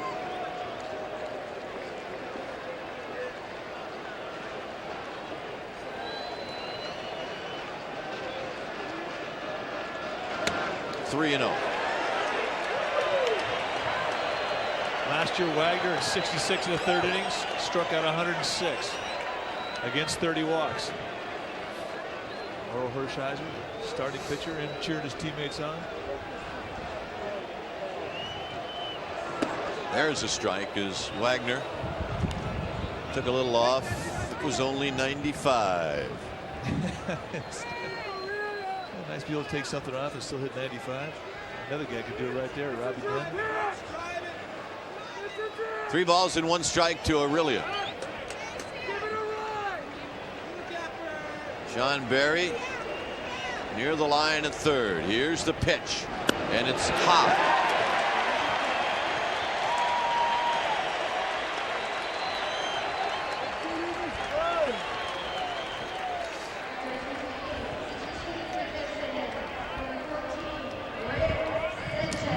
So Ray Sanchez will hit, and Vern Rule will come out of the dugout. This will be a refocus job for the pitching coach, Vern Rule. We'll talk about what he wants to do here with this hitter. Maybe give a little refreshment on the scouting report to Sanchez.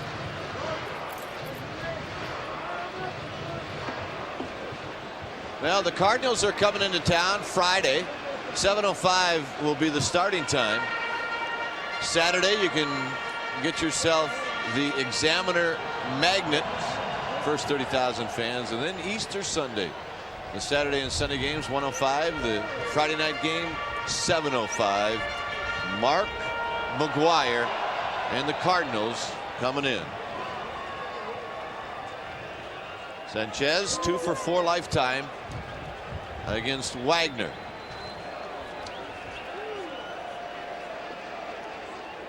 High. Ball 9. That's right. Ball 9 of the inning.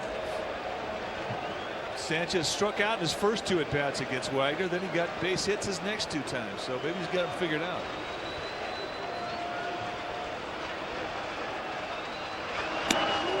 Outside. Well, right about now, Sanchez, who's a tough guy to walk, has got to think about taking a pitch. Yes, he does. In fact, Dusty Baker may have put the take on. May have forced him.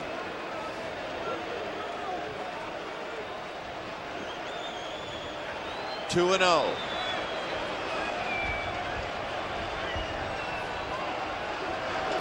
And that one was a strike.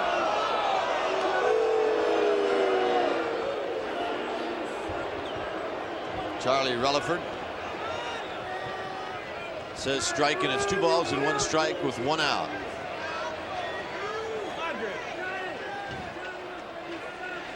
Wagner will look to second.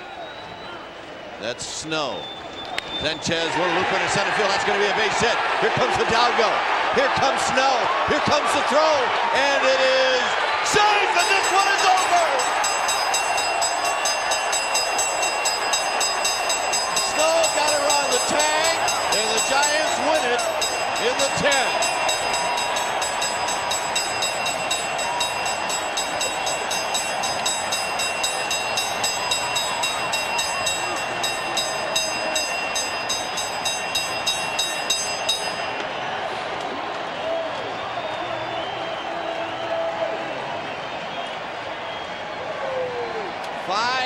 Is the final. JT Snow scoring from second base. Puts on a good slide, avoids the tag of Eusebio, and the Giants win the home opener 5-4 in very, very exciting fashion.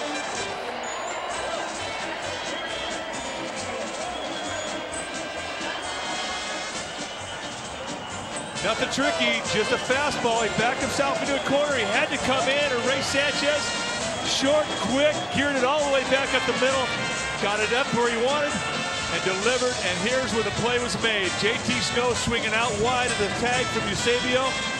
Eusebio cannot apply it, and the Giants win their home opener. Great tag, swipe, a miss, and that's the difference. And JT. He's chugging. He was not known for his speed. And the reaction from the skipper. And Dusty saying, run, run, run, run, run, run, run. And now he knows.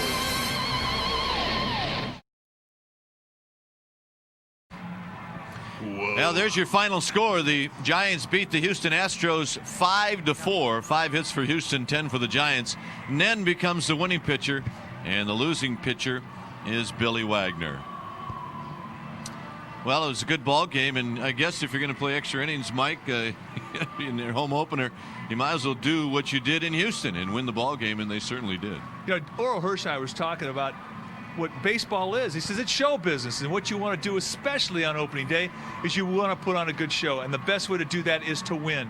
The fans here, in excess of 60,000, saw a great game between the Astros and the Giants, and it came down to the wire when you had the two gunslingers out there, Rob Nen, Billy Wagner, and the Giants managed to grind it out, aided by the 2 walks from Wagner. Now let's talk to Oral Hershiser. Oral, did you have some butterflies before the game? Yeah. Okay, I thought you might have. Were you surprised by the fans and the ovation that you received? No, it was fantastic. You know, I had a good feeling when I came out of the dugout to walk down to the bullpen before I warmed up, because everybody was yelling and cheering at that point. And then when I did my sprints and stretching out there in the outfield, I heard a lot of positive comments. So, yeah, I can't say that I wasn't nervous. It was definitely an experience that I'll remember. Well, it looked to me like you had command of everything right off the bat. You established your sinker early on. You used both sides of the plate, mixed your speed. You had to be happy with the way you threw. I was. I was a little disappointed with that I didn't finish off the 6th inning there, and then maybe go a little farther. The ball started to get a little slippery on me, and you know, you've been on that mound, Mike. You start feeling like a time bomb ready to go off, and you're just hoping you can get through an inning or 2 more and without exploding. And fortunately, Dusty got me out of there in time. I think I was about ready to lose it. Well, did you had a long inning in the bottom half of the 5th when the Giants scored 2 runs. Did that affect you? Did you stiffen up a bit going out into the 6th? It might have. I didn't feel like I was stiff, but I felt like I might have lost my release point. I got the first out real well, and then all of a sudden, I think it was Bagwell. I ended up walking on a 3-2 pitch and hit Barry, and it didn't really go real well there. I was kind of feeling my way through that inning, and when Brian Johnson came out there to kind of stall for Dusty, I knew I was gone. I thought that was a really good call. Well, when you left the mound, you tipped your hat. Mike Krukow says veteran pitchers have to teach the young players to do that. Well, I think that fans are really, emotional, and it's fantastic to have them out here, and I think you need to acknowledge them. I think, that went in the wayside when guys started getting kidded once they get in the dugout by, oh, you're playing up to the crowd, you think you're special.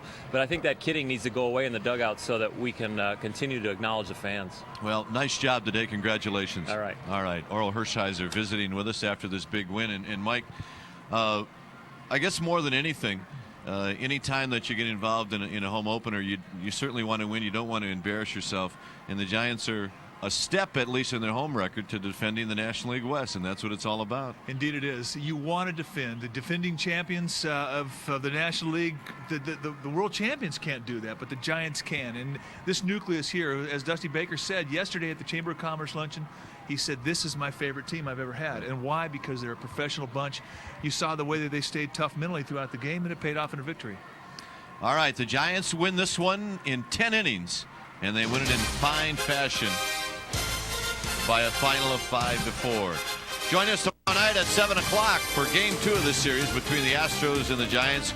Kirk Reeder takes the mound for the Giants against Astros starter Jose Lima. That's tomorrow night at 7. Coming up next on Fox Sports Bay Area, it's Cycle World, the World GP from Japan. Interview guest received a gift of Adidas sunglasses. For great eye protection, get Adidas eyewear. For my partner Mike Krukow, for our producer Jeff Kuiper, and for our director Jim Lynch.